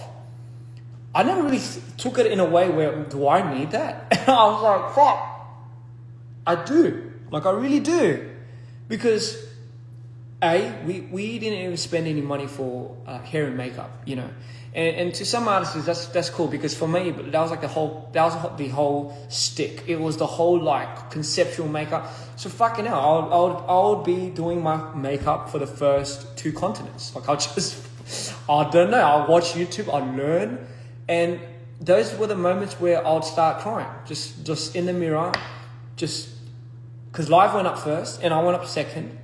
I still remember when live went up, because everyone was really worried about live. Everyone would go with him, and I'll just be by myself in the green room, and this would be at every show. And I just remember, like, man, these are quiet times. These are maybe the moments that I needed the most. But was I dying inside? Yes. Was I fucking about to throw up and get destroyed because of how my mental state was taking a spasm? Yes. I think I went into the 10th show, and then the 12th and the 15th, and then I had like a breakdown, and people didn't understand why, because I had to fucking hold it together. I really had to hold my fucking stick together, because otherwise Like really, like what the fuck were we doing? Like I just really had to hold it together. There was no other way. Cream was having a panic attack. Trinyon was tripping out. Like that was the first time I've seen these guys like that. Tour does that to people, I understand, but the way we went on tour with that frequency, yeah, it was wrong. The plan was like, yo, let's just fucking, let's just do this, let's just get our pay and let's just dip. That was the whole plan. And let's just figure it out afterwards, right? But during the process of it, and again, I'm not holding anyone accountable for what had happened to me. It was a choice of my own. It was because I decided that I wanted to care for these people, and it is because I decided I wanted to go out of my way to do it for these people. We did not have a strong enough system to support me as an artist, and that's something that I don't think anyone would have realized at that point. But it was too late by then. It was fucking too late. I still remember, like, it started getting worse. This fucking bubble and this fury and this spite that I had buried a long time ago, I couldn't do it. It just kept growing and growing and growing and growing and growing. And then occasionally it would just blow up here and blow up there. And, John would be there to, like, simmer me down. And for whatever reason, John would be the one to get the backhand of that. So, fast forward, I got to a point where in Brazil, my manic state could no longer handle it. My meds weren't the exact medicines that was working. And during that whole period of time, I thought, fuck, if I don't do another show, I'm going to die. I really am. I'm just going to end it. Because for me now, life has become completely meaningless. It's just, like, I needed somewhere to hold on to. I needed people to hold on to. I just needed to believe in something and believe in myself again. And I thought that healing was doing its part for 8 years, 9 to say the least. For almost a decade, I thought I was healing, and the very thing that I thought I was healing from turned around and stabbed me right in the heart. And I take full accountability, And with that guilt came depression, and I just thought, fuck, this is it. One of these cities is going to be the tripwire. It's just a matter of time. And Brazil was where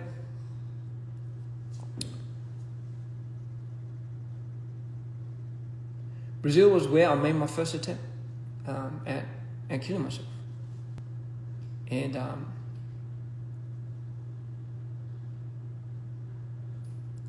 by the grace of God, John walked in,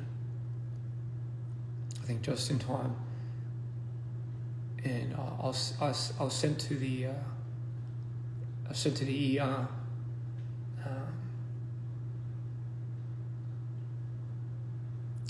You guys gotta understand the reason why John goes at people on Twitter, on X, sorry, the way he does when somebody says something for me is because he was the only person that was there to see what I was going through.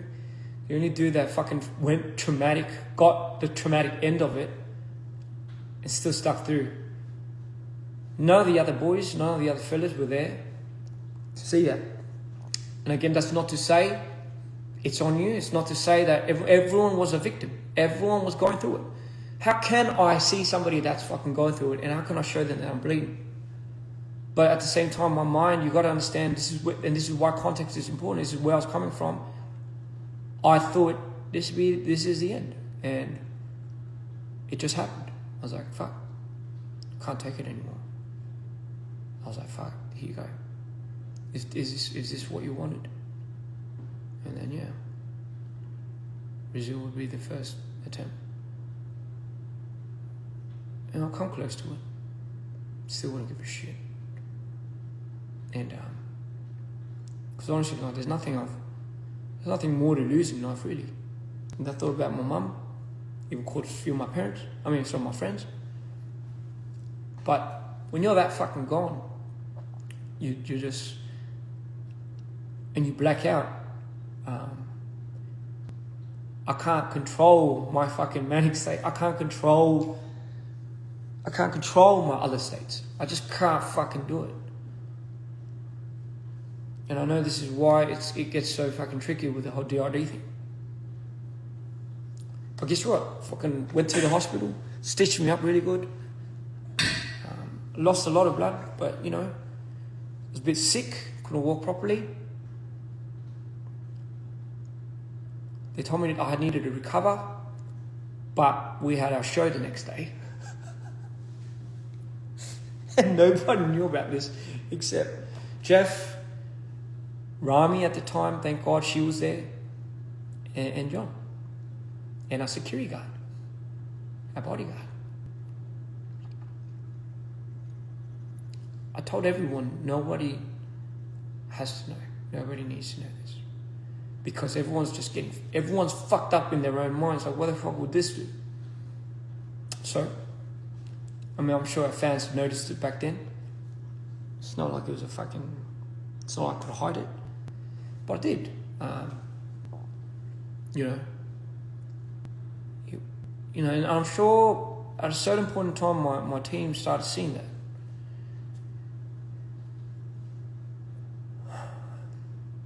Started seeing more than one, and you know, over the next period of time, it would develop into like a series of how do I distract myself, how do I find ways to live another day, how do I fucking just go through this, and the switches, oh my fucking god, the switches were so bad. I needed to be on such hard medication to just be able to turn one off. And when another switch happens, it splits off into like fucking two more, man. I just black out my blackout intervals would go from about a day, long years ago, it would go from a day to now like a couple of days. I black out on stage, go to like a week, and eventually by our 45th show on Sydney, our 45th show, that would be the day that I knew I couldn't do the 46th. Sorry, our 45th show was our last show in Sydney. Our 46th show was our show that was meant to come in 2 months in Korea. I don't know, I woke up and I'm like, I'm in Sydney. How the fuck did I do 45 shows? And I opened my eyes and like, we've got to do one more. And I still remember. I told everybody at that time, I was like, I can't do this. So rarely do you see me say, go back on a plan or go back on something that we were meant to do. So rare. But I knew if I did this show, like I knew at the state that I was at, if I went through this show, I would, I don't know when I'll come back. And if I didn't come back,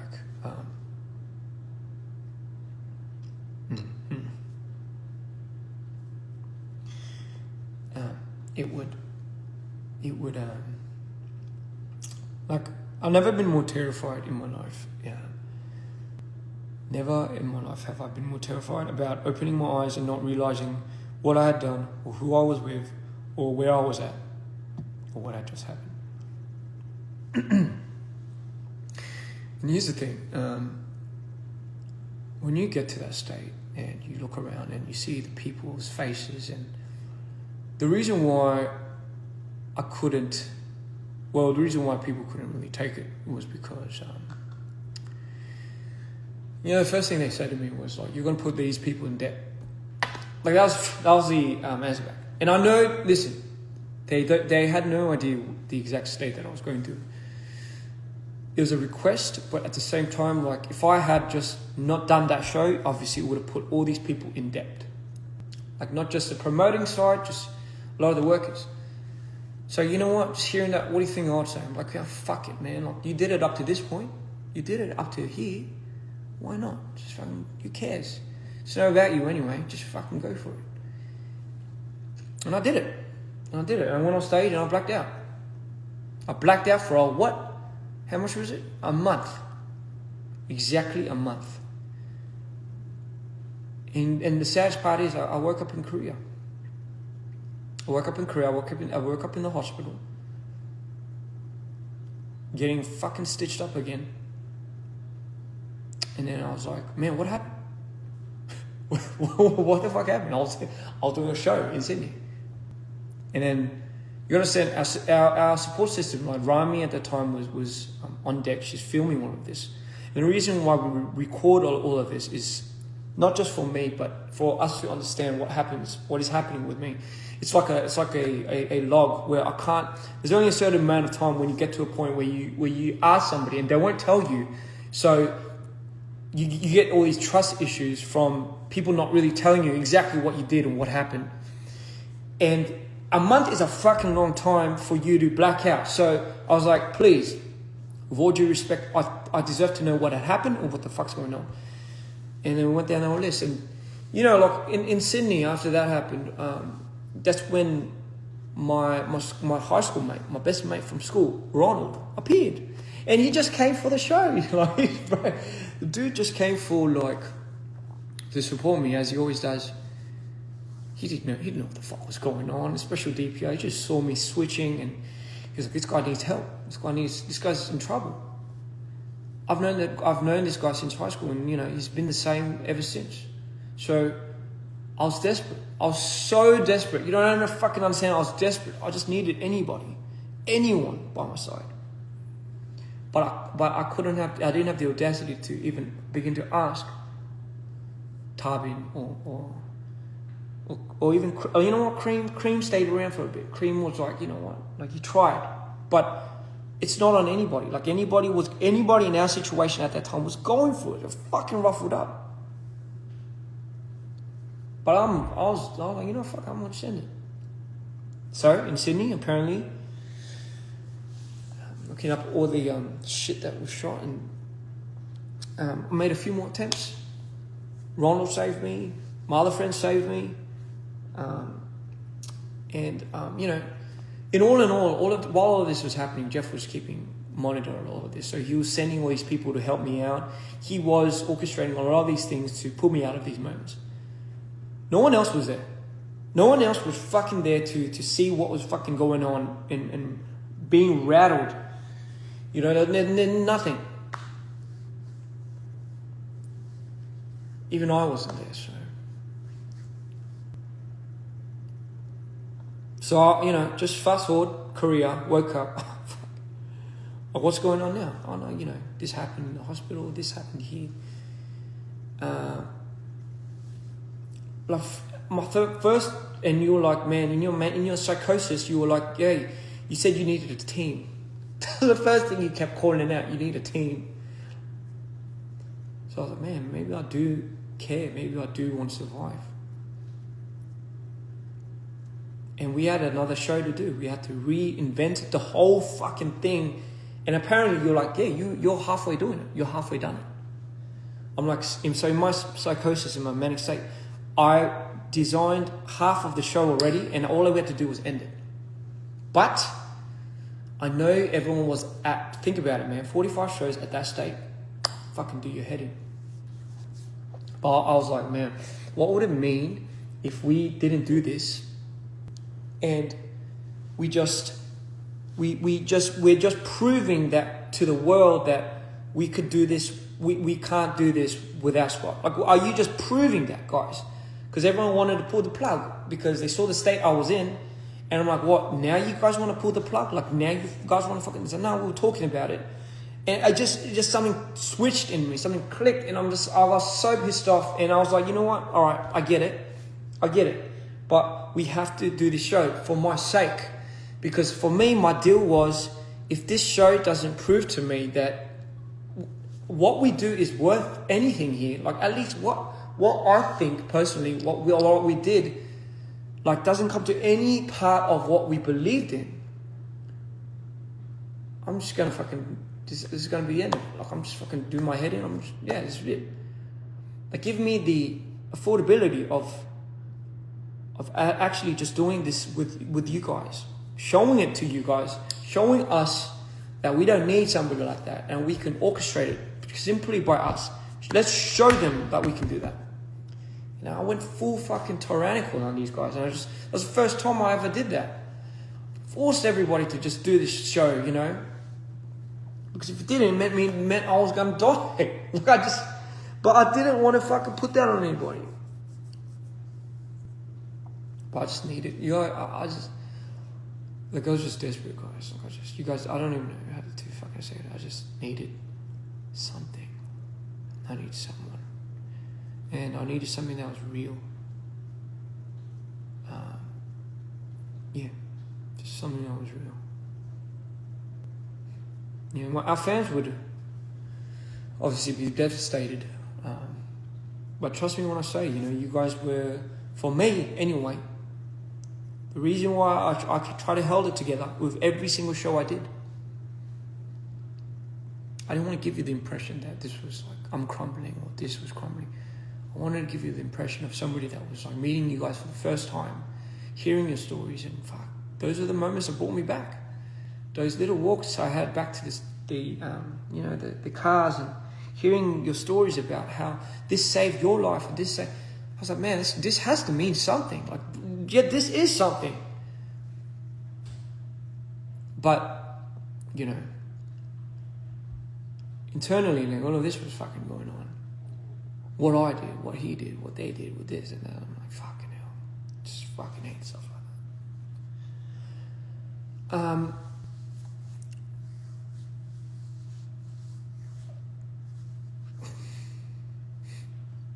So I think a lot of people are missing the point. So when all of that finished, and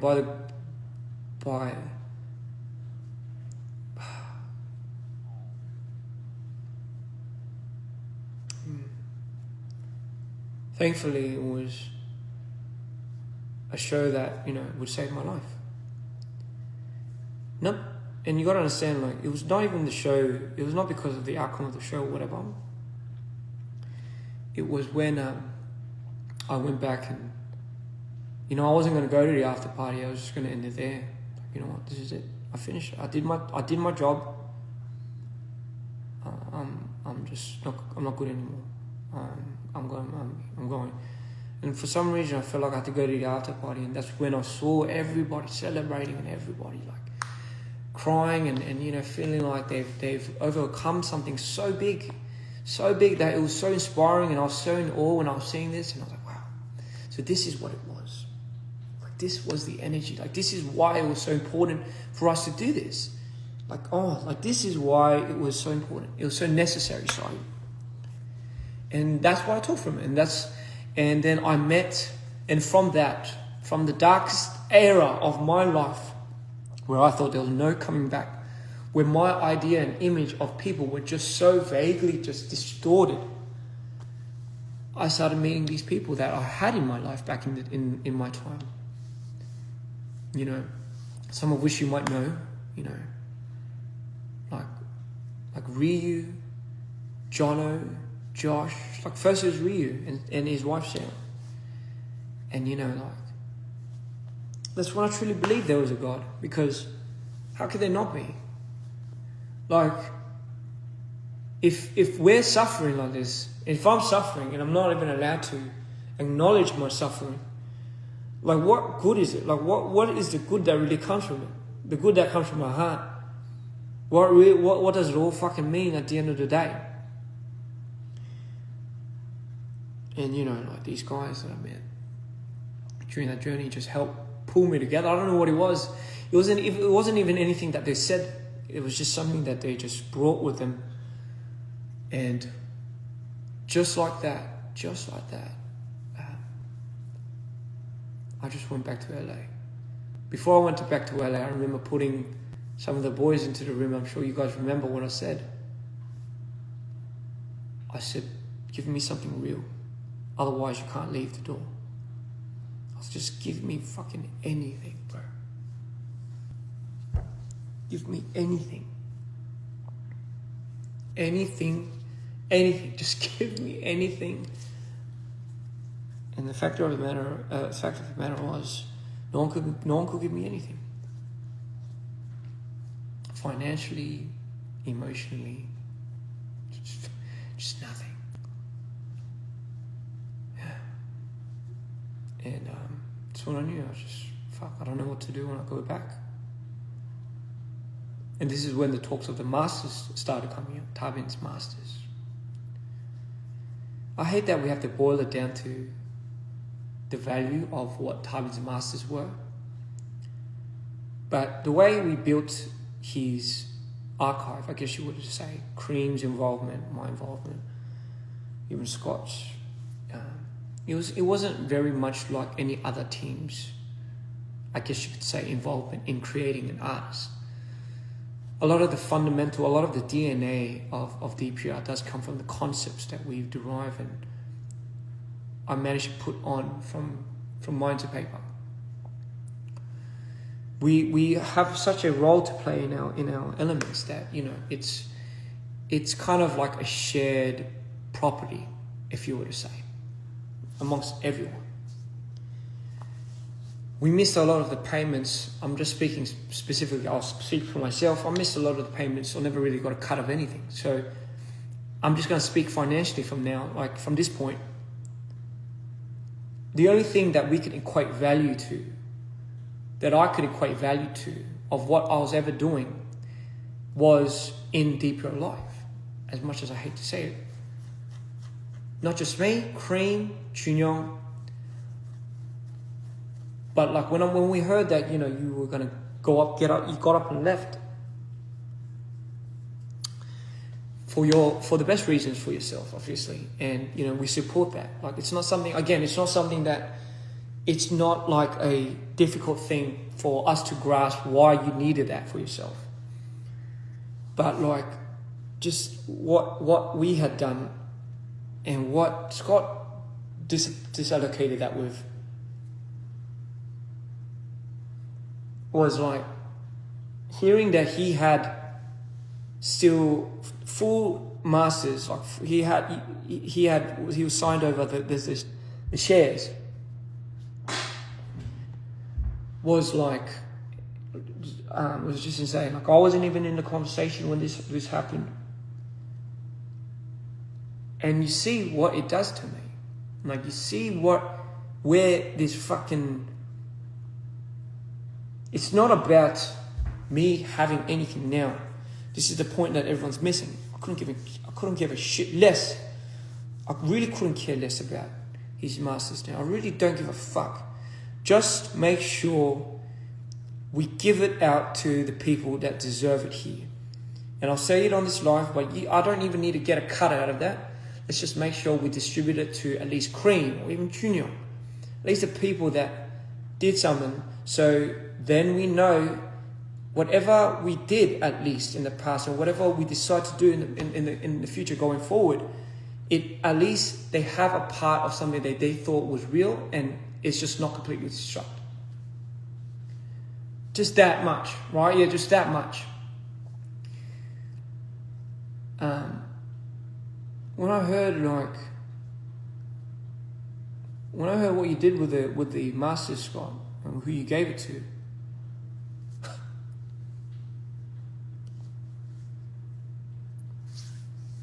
fuck, it does my head in, bro.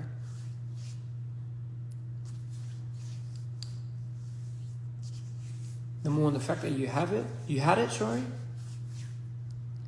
And number two, the fact that you gave that to somebody that I just fucking cannot believe that you gave it to. And he sold it. But again, I was in none of these conversations. I'm telling you myself. None of it. And I get it. When people are jaded and fumed, I get it. But fucking hell. Just give me anything then, bro. But we can't. Because, you know, we can't. Because the money's all been used. We can't. Financially, I can't retire my mum yet. Which I can't.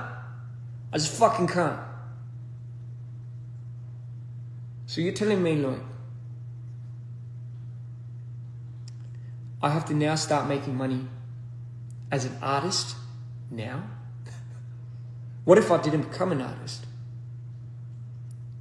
So the mere thought of me not becoming an artist is now what played heavy.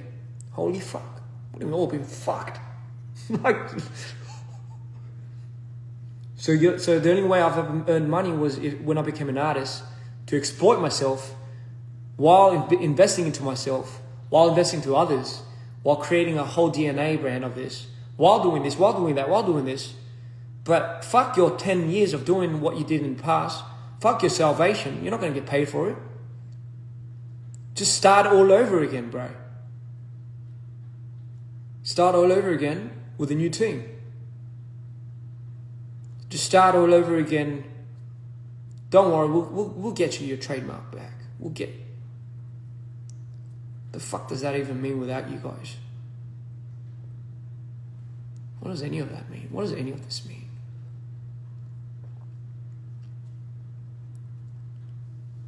You don't even understand.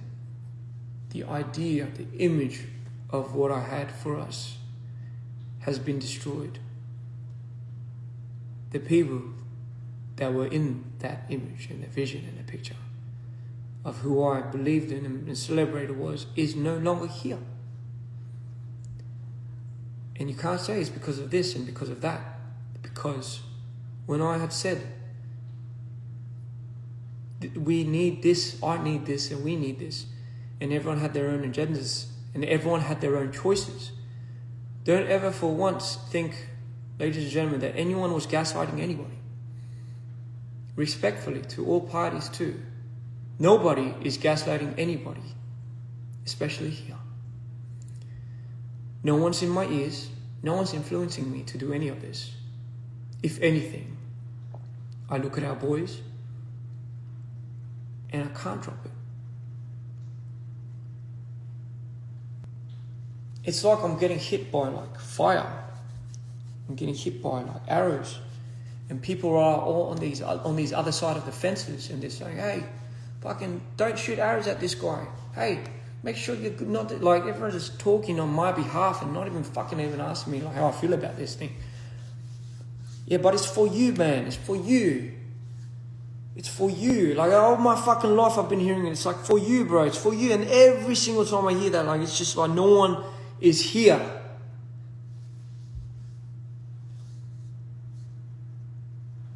So I don't want to hear that anymore. I don't want to hear it's for you. It's for you. Don't worry, man. I'm getting this. I don't fucking say it.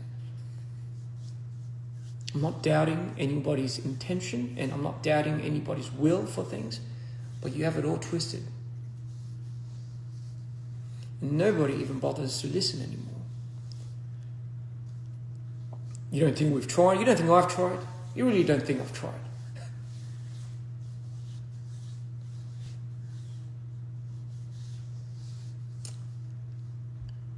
So fast forward. Okay, now we're here. It's going slowly to what I'm talking about, the present. Alright, man, fuck. So tell me then, like, during the last 3 years then, like, what had happened? When the tour ended, and when I went back to LA, I thought we were going to start all over again. I thought that was the whole plan. The contingency plan was, you can still do your own thing, but like, let's, you haven't exactly left this brand. That was the very last things we told you, like, like, hey, like, take as much time as you need. And again, I'm always that person, I'm always that brother that will be here to fucking welcome you when I do. But I told you at a certain point in time that there must be a direction that you choose, not because I want you to choose sides, but because it's going to be hard on you. And I know you remember me telling you this. Me doing this from ground up just does not make sense. Just does not make any sense. Like, I'm 35 now. I don't have it in me to start from my own capital, start from ground zero. So what you ask of me, to walk away from the person that has facilitated everything, the person that has done all of this and this and this, and I told you, and this was right around roughly the time that I think you came over to tell me, and this is when I was Because, bro, somebody has to take care of Kareem and Nardik and, you know, their artistry, Chunyong. Somebody has to do that. Like, having to go off of certain words, allegations, accusations, without any fallout backup plan, were those accusations, allegations were to be wrong, for example, without any given ground evidence, can really mean the death of a lot of people. Like, you don't even fucking understand. If we don't have a contingency plan, if we don't have a backup plan, realistically, the boys and everyone are just going to be, there's going to be no place to belong. Like, everything is going to fall apart. A structure, a system, like whether we hate it or not. So until, this is the one thing I told you was, and you know, this was the period of time when I was making stuff for Do or Die, and I was helping Artie with his music video. I was shooting it. I was doing his songs for that. And you had come over, and you know, we had talked about this. And I remember the last conversation I've had with him was, bro, like, just give me hard ground evidence.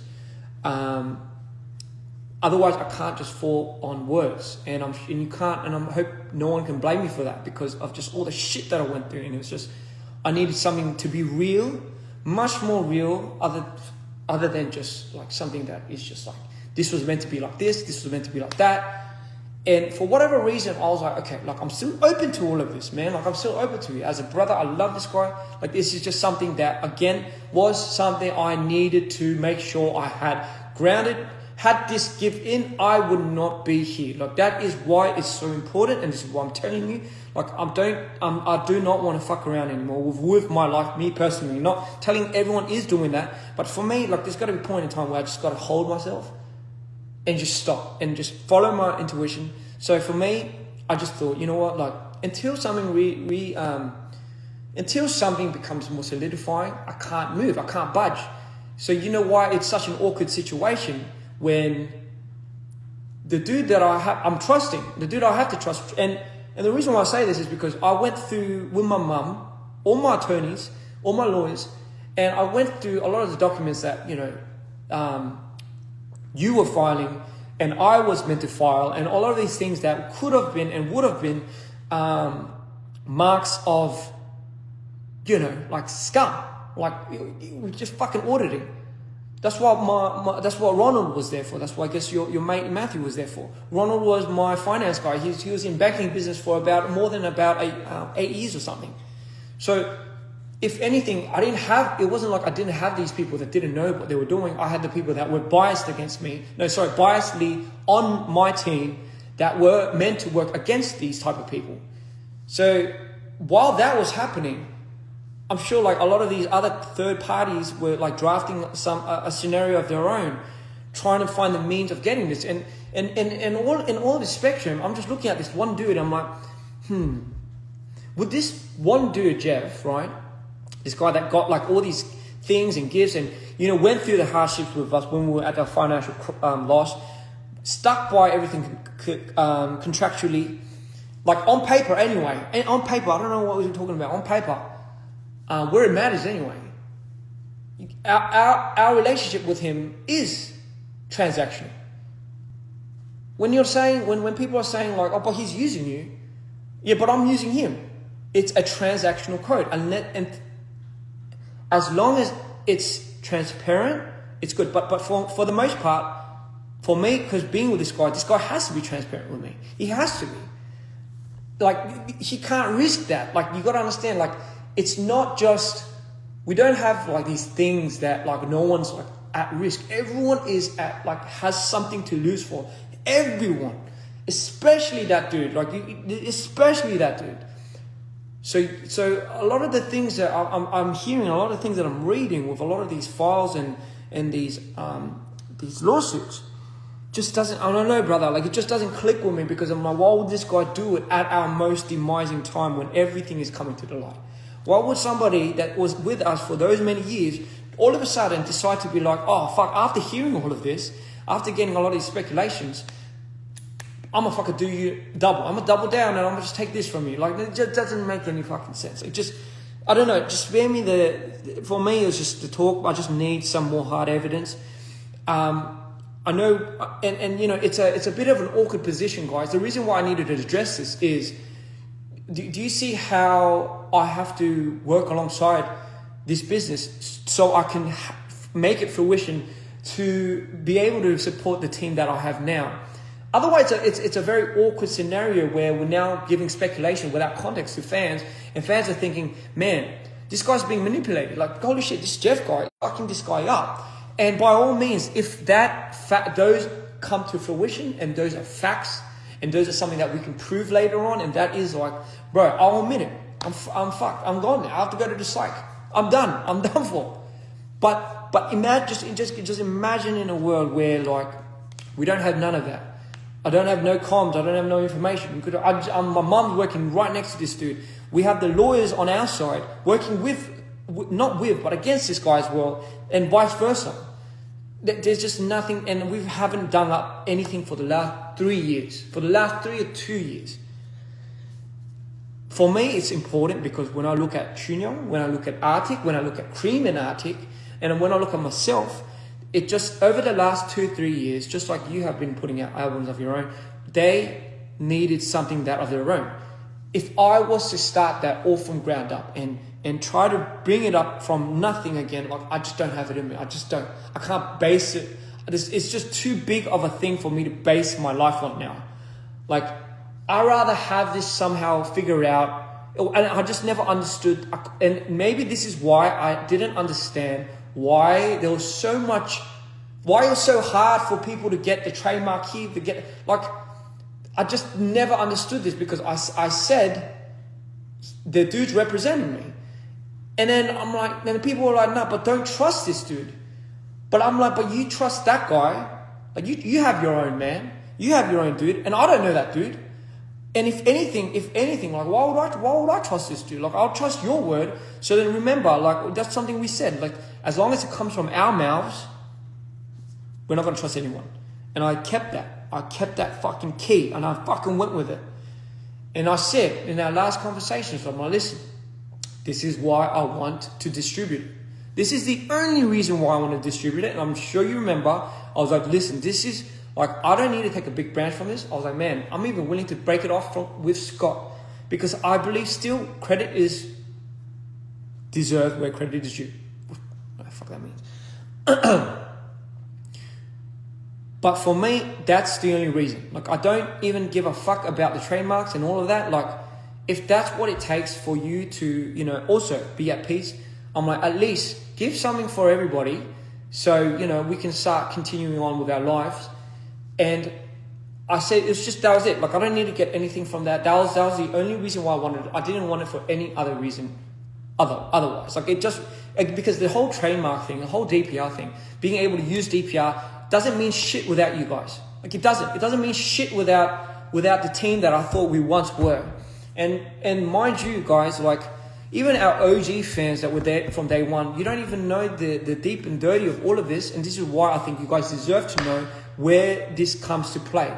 How much some people did for this and this and this, and how much it means like something for somebody. Fuck, when people have a go at me, when all these fans are having a go at me for like losing you, for like being the one to having these malice judgments, for being the one to have lost you, to have gaslighted you into leaving, when I'm the only one that's fucking protecting this brand and just in the hopes of keeping it alive, I'm like, it's an awkward conversation every single time me and the team are here, and we're just looking at each other like, someone's like, hey, can we have a DPR Live feature? And I look at this guy, I'm like, no, DPR Live hasn't left yet. Like, but I don't know what's happening, because I don't know how, like, I don't know how they're going to resolve. And in the beginning, it was that resolvement, and somehow it led to me, and then somehow it led to Scott coming into the picture again, which I just didn't fucking understand. And, again, and I'll, and I'll go to him and I'll message him and I'll listen. I'm like, you tell me if there's something that you and Tavi knows that I don't about this Jeff guy. Because if you are keeping something from me, that's technically you are acting against me as well. You're not doing it for me. All these claims you're doing, all these false lawsuits and everything are taking a hit on the brand. When you make words like, let's scratch DPR off, like when you do stuff like that, it's like taking a big chunk out of me. It's just fucking me up. And it's like, but I got to like explain to these guys, hey, wait a second, guys. Like, I'm trying to keep live alive, but it's not me that's like doing this. Like, trust me, I want us to be who we were more than anybody in the world. Like, I don't like the spotlight. I really don't. I fucking hate the spotlight. I say this in every single one of my shows. I hate that all the focus has now come onto me, because that was never the plan to begin with. It was never like, we never talked about it in a way where we're like, yeah, let's just end with fucking Dpr Ian. It was like we had all these DPRs in front of us, and fucking hell, like everything we've built it around, just like, I just can't like this is the aftermath. And guys, this is not like to say that we're blaming like Tarbin, and we're blaming, if anything, I'm blaming Scott, but like I'm not having a go at this guy right now. It's just no one even bothers to see this side of the spectrum of like, somebody has to do something for this guy, then somebody has to do something for this guy. What about Cream and Arctic? It's not just about Ian live, it's also about Cream, Arctic, Junyoung, John. It's about all of these guys, but what about them? You know, like, what about them? I hate it when I see fans saying like, fuck, it's like, man, they only know Ian and they don't know Cream and Arctic. They're not a real DPR fan. How can they know Cream and Arctic when Ian is the first, and when this is the introductory to that? Like, it's my duty to make Cream and Arctic into something so big, so they have their own following, so they have their own acknowledgement. Because the realistic part of it is we are only assigned to what we see and what's exposed. We have to grow our own fandom. Just because we have this whole DPR name and this whole legacy, it's not who we were. That kills me every single night. I can't sleep. I go down and I close my eyes and I think, fuck, what have we become? And then what do I have to turn up for to my fans? Because my fans need an answer. My fans don't deserve to be in the dark. Half our fans left the minute live left. So it's just like, all right, yeah, I'm just going to pretend like nothing's happened. And now now I have to base it on people's, on words, on some type of affirmation of like, you got to get out, you got to do this, you got to do that, you got to do this. I'm just so fucking, I fucking had it. Just with people that can't even give anything to me. I just fucking had it. What do I get out of it? Like, people that are saying, oh yeah, you're like, you're exploiting it. What have I gotten out of it except for these fucking scars? Like, what have I really gotten out of this? What have I got out of anything? And right now, even now, right, when you say, like, how are we gonna make money, bro? I gotta step up my artistry. I gotta play your role, I gotta play Scott's role, and I gotta play my role now. And after triple the amount of work, in order for us to fucking,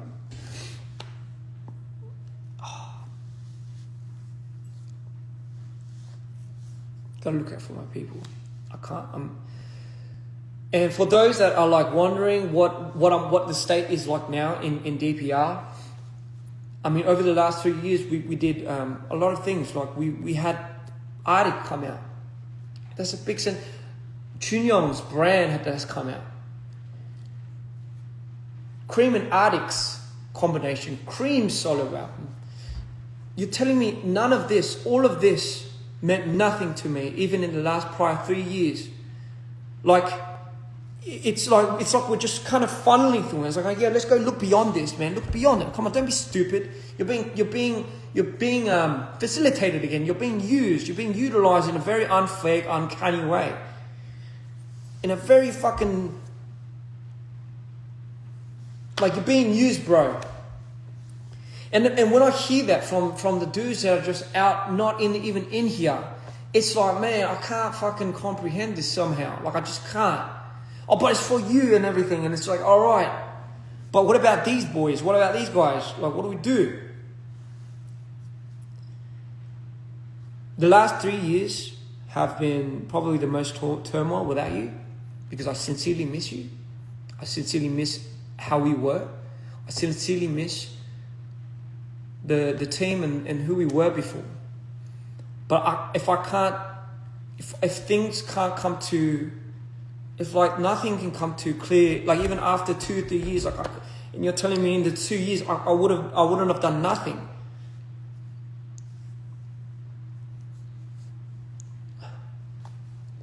That's why I said, give me something that's hard and that's real. Give me something that's hard evidence, that's just real enough, that's like, that I can trust and I can at least somehow form something, solidify. Because what if you think, right? What if you made it? What if we're wrong? What if we're wrong about all of this? What then, bro? What about the dude that we're like fucking trying to defame right now? What about that dude? What if we're entirely wrong about this dude and then we just completely fucking obstructed this guy? What happens then? Is there no like...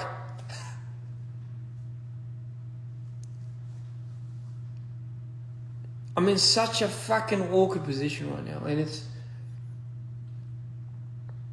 and I just decided, I'm gonna finalize my decisions based on just evidence, because that's the only thing I can really go off of, and you can't really fucking blame me for doing that, eh? I just need something to be real, man. And I know, for the audience, the last 3 years was just reconciling with who we were and what we were now, and just a comparison of that was fucking obstructing me from everything. Like our tour, I met the only thing that ever,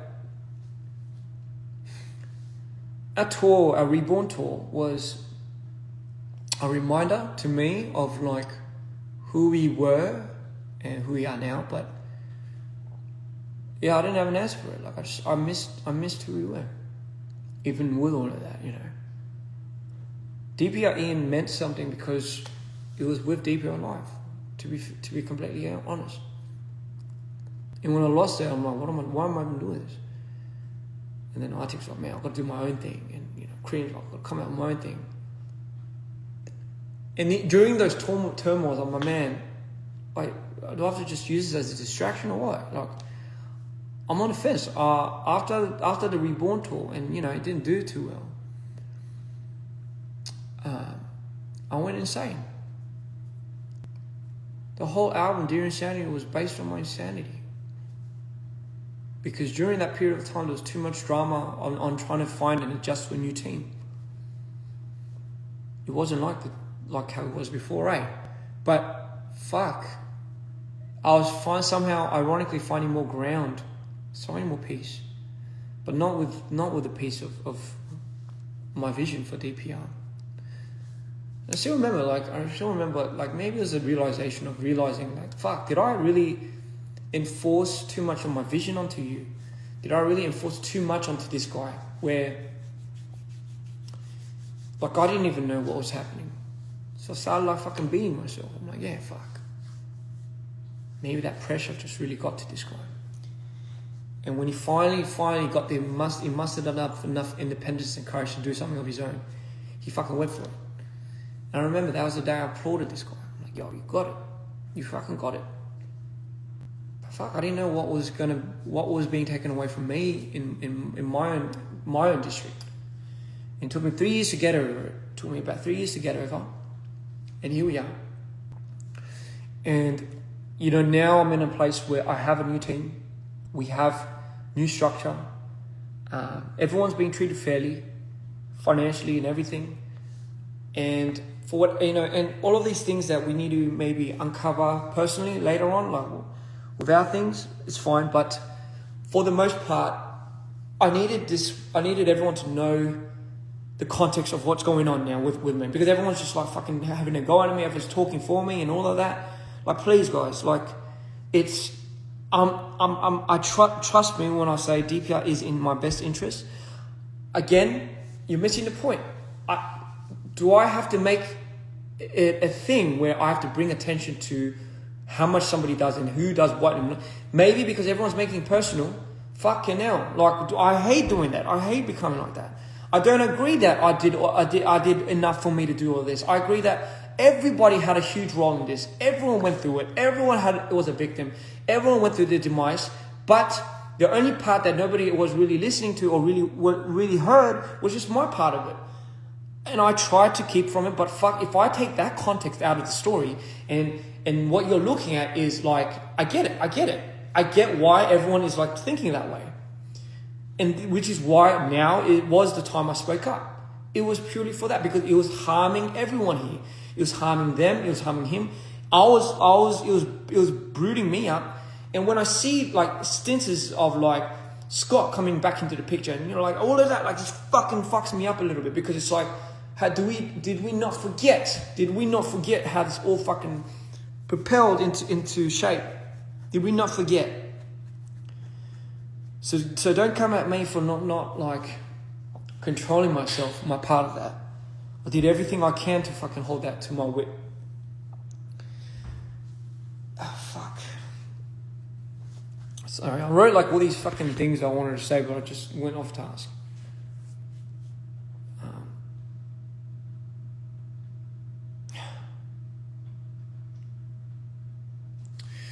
Like, you guys got to understand, there's just so many things to fall on if things don't go right on the other end. Like, if you could have more instances where you meet like another Scott. What if you meet another dude that actually fucks you up even double time? Like, what happens then? Like, there's just all these what ifs that I just can't plant my judgments on anymore, and I can't really go forward, because I don't want a movement that's like saying, yo, get him out. If that should have been done ages ago. Give him what's his, like, again, it's not about that. Like, I don't really give a fuck about that. Just like the people that I've done it with, it's just, as long as I know you guys are solid, man, as long as you guys care, well, that's just literally what I honestly care about. Some gratification along the way, yes, it would help quite a bit. I'm always open to fair agreement, but again, nothing was really finalized by me when it came to a lot of these, like, back and forth, like who gets what, who gets this, like it. And then the fact that everyone's making it about that is what pissed me off. It's what fucking infuriated me, because it was like, bro, it's not even about that. It might be about that for them, and for whatever reason, please respect that. You know, don't have a go at them, because it's just maybe their intention was that. I'm telling you how it is from my perspective, from my personal thing, from my own mouth. My goal right now is just to rebrand and rebuild us into who we are going to be into the future. And I can't really do it if some things are just kind of being like in the way. And I'm not saying it's going to be like fixed in anytime soon, but for the record, ladies and gentlemen, no one is fucking in my ears here. No one is like manipulating. If not, I do have an advantage point in this situation, but I just am not seeing what everyone is trying to do. Like, I'm open arms right now. Just fucking, if we want to somehow work out together, like, let's just do something in a way where there's like, where I think a lot of people in a different party are having misconcepted ideas that I'm like this, or I'm getting affected, which I'm not. No one's brainwashing me or anything. I'm quite happy. I'm the happiest I've ever been I'm actually the happiest I've ever been in the last 10, 15 years of my life. With all of this said and done, I am. I'm grateful for the new team that I have now, like June, Sue, Claudia, Ronald, Josh, Jono, Christina, Amy, like all of these people, right? Like are at the stem of Amanda. So I'm sorry if I forgot your name. Hugh, and all of these other people, by the way, are at the stem of what builds the support structure, because they can help Chunyon, Cream, Arctic, and all of these other people that are working in these infrastructures around the clock for us. I'm always going to be forever grateful for that, because if not, I would never have picked myself back up to this very moment. I would not. You know, like it's like we're skipping the whole prologue, and we're skipping the whole narrative. We're jumping to conclusions, really. That's really all we're ever done. But again, today was just for me to clear up the air with what was going on and what my life story was. I just needed someone to talk to. I know it's kind of sad that I have to like sit down and talk to a phone and about like all of what's really happened to me. It's kind of like, it's therapeutic, but at the same time it's not, because it's like, it's kind of, I just don't know how it really boiled down to this very moment. because, like, I hate being victimized, guys. I really do. Like, trust me, at the end of the day, I hate being so victimized.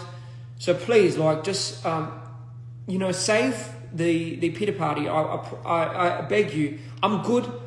All of the things that I went through was needed for me to come out on top.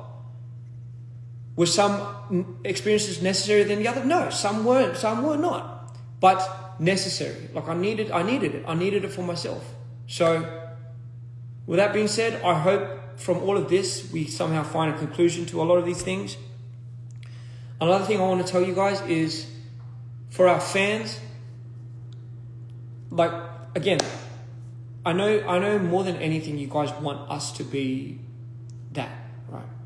And I apologize deep down in my heart for letting it get to the point where it got completely skewed. And I just promise you, my best interest is what I do, even for life, right?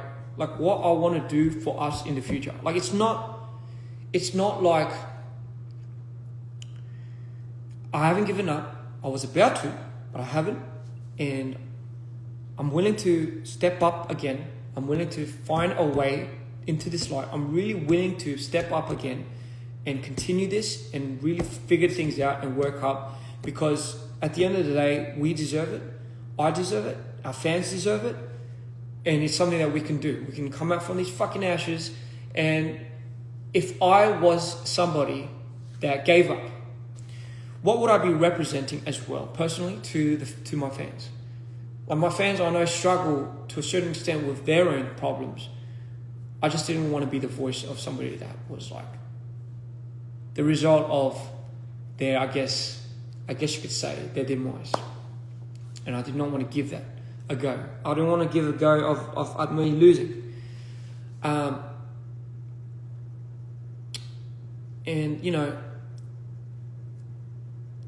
it was a saying that I've learned from all of this. It's like, if you want to show a person who you are, then don't show the person who you think they need.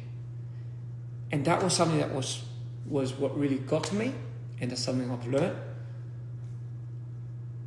Again, a lot of all these things that I've ever talked about was because we had our own choices. We should hold ourselves own accountability for whatever we decide to do going forward, and whatever we did in the past. Let bygones be bygones, but at least know this. And again, for our fans, thank you for always supporting us. Thank you for supporting Tarbin.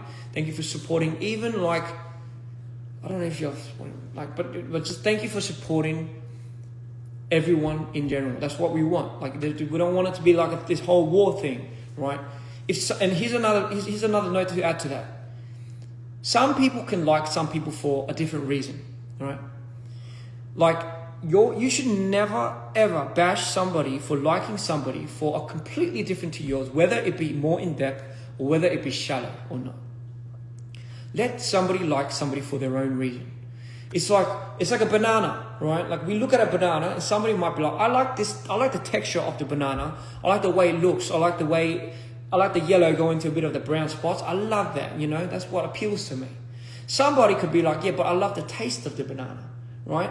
But we shouldn't be at war with the one same fucking banana that we like, right? The banana would just be looking at you and be like, hey, I just want you guys to all enjoy it in your own rightful way. Because everyone has to be innately being able to experience their own experiences in their own way without being judged by it. It's just not fair, guys. It doesn't make you more or less of a person. It doesn't make you more DPR, less DPR. I say this to my team all the time. Just because you're here for a short time and he's here for a long time does not make you any less DPR than she or he is. It's like the more you know, the more you don't. Like, I know, and plus, trust me, I adore that we have like this huge pride and this huge thing of who we are. And because that's being so obscured, we reminisce about these nostalgic times, like, fuck, I miss when DPR was like that. I miss when DPR was like that. Trust me, I'm the one to do that the most out of everybody. I'm trying to set the record straight. I'm trying to get things aligned. I'm trying to make things work here, while doing these shows and while trying to greet our new fans into this fandom. But let's not shoo them away. Let's if anything, let's be respectful. Let's be insightful. Let's teach them. Let's teach them in a way. And if they don't speak our language, fine. Don't go to the measures of having to open yourselves up and then them fucking going off and fucking off. It doesn't bother me. It does not bother me. I'm telling you first of hand, it doesn't bother me, right? It bothers me when I see you guys bothered by it. Oh man, like it gives me fucking a stroke looking at this and just thinking like, oh my God, like I don't want you to feel invalidated by the way you like somebody. Because here's the thing. What if somebody just knows me, not Cream and Arctic, for example? What if somebody likes, what if somebody came across Cream, right? But for that person, Cream is the most important person. Doesn't matter if it's Arctic or Ian in Dpr, doesn't matter. Cream is important to them because Cream saved this person's life, A, B, and C. And to them, you should never invalidate that experience to them because it's innately their own. Why are you taking that away from them? Why are you trying to skew their love for that person? It's like it's the same thing. That doesn't make them not like or not appreciate Ian and Live and Arctic and Cream and Chunyong. Like that's not to say we don't want to see that. Like we don't want to see that. We want everyone to just love people for who they are. Some people might like this better, some people might not. Like I know a majority of the people that like Dpr Live's music doesn't fuck with mine as well. Like it's just, how can you expect people to have the same interest and disinterest in the people? You can have the same respect for the brand, but we don't have to keep edging everyone to speak out about it. We know the love's there. We know our day one fans. We know the pride, and some people have more than the other, and we appreciate that so much. You don't even understand. But at the same time, I just wanted to make that clear because I sometimes see these things accumulating and like we favor this and we favor. No, we don't. We don't favor anything. It's just we're here to just give you guys a show, inspire you, really get inspired back by you. And we love every instances of every moment that we build with you guys. And I mean it, every single one of you. That is what reflects on what we do. And Live could say the same thing about exactly the same thing. Arctic will say the same thing. Cream will say the same thing. Everyone will say the same thing. I promise you. So again, with that being said, guys, we don't have to all get along. I get it, but for the most part, let's just freaking hug and kiss. Doesn't have to be like that. Get consent first and then do it. But generally speaking, like, come on, guys. Like, this is just the DNA of us. Like, it's just, I don't know, guys. Like, I don't know how to explain it. Let's not destroy each other is what I'm trying to say. Anyway, I've spoken for too long. I don't know if there's any things I'm missing out. No, I'm not against Tywin. No, I'm not having to go at this. Is Jeff exploiting me? No, he's not. No, he's not exploiting me. What about the Masters? It was, again, we're going to have an open discussion. Tywin's already agreed to this and this and this. Trademark. Was that really the most necessary thing for me? No. Was it necessary for them to make me have it? Probably. Where did the money come from before DPR started? And I just told you, such and such and such. And this is why my support for DPR is probably a lot more passionate. And this is probably where the bias comes from. Why speak about it now? Because the rumors affect the people's jobs here. This is to set context, to ask for the evidence, to maybe set evidence, maybe peer pressure people into providing the evidence a lot more speedy and needy, so we can kind of finally come to the light and really agree upon the decisions and finally start fucking moving forward. Am I okay? Yes, no, but aren't we all not okay and okay? We just have to battle life. We just have to get back up, just kind of brute force through it, because at the end of the day, it's worth it. You're worth it. You have people that care about you. You wish them well always, and they wish you well. I just have to be more attuned to it. Again, I'd hold myself accountable for a lot of things that I've done wrong with this. A lot of things that I made mistakes with. Maybe peer pressuring a lot of people. I didn't want to come across like that. And again, with all this said and done, I want you guys to still support Live the same. I still want you guys to support us the same. I still want you guys to keep this legion up. It's like I can't wish for anything else, right? But just know, with context, this is everything that came from me. This is what I have to say. I'm not looking, to be honest, I'm not really looking for an answer back from anybody. It's just more like, okay, everyone said their piece, guys. Okay, right? Everyone said their piece. This is my piece. I'm okay now. Like, I'm good. I'm really good. I'm fully like, I've settled it. Like I've resolved. My team has helped me get over these internal issues. You know, like fucking, how can I not, to be honest? How can I not, with all of that shit that happened? And I know everyone's going through their own battles, so please do not diminish anyone else's struggle, because everyone has went through something. I'm just talking to you specifically about mine. Thank you. And again, whatever comes to fruition after this, let it be, and we'll find a way to resolve it. But for now, I hope things have become more clear for everybody. Thank you. I love you all, and trust me, I want to say I love you all. I love you all. And again, no hard feelings for anybody, really. This is just a matter of the case. I'm just saying how it is. Thank you.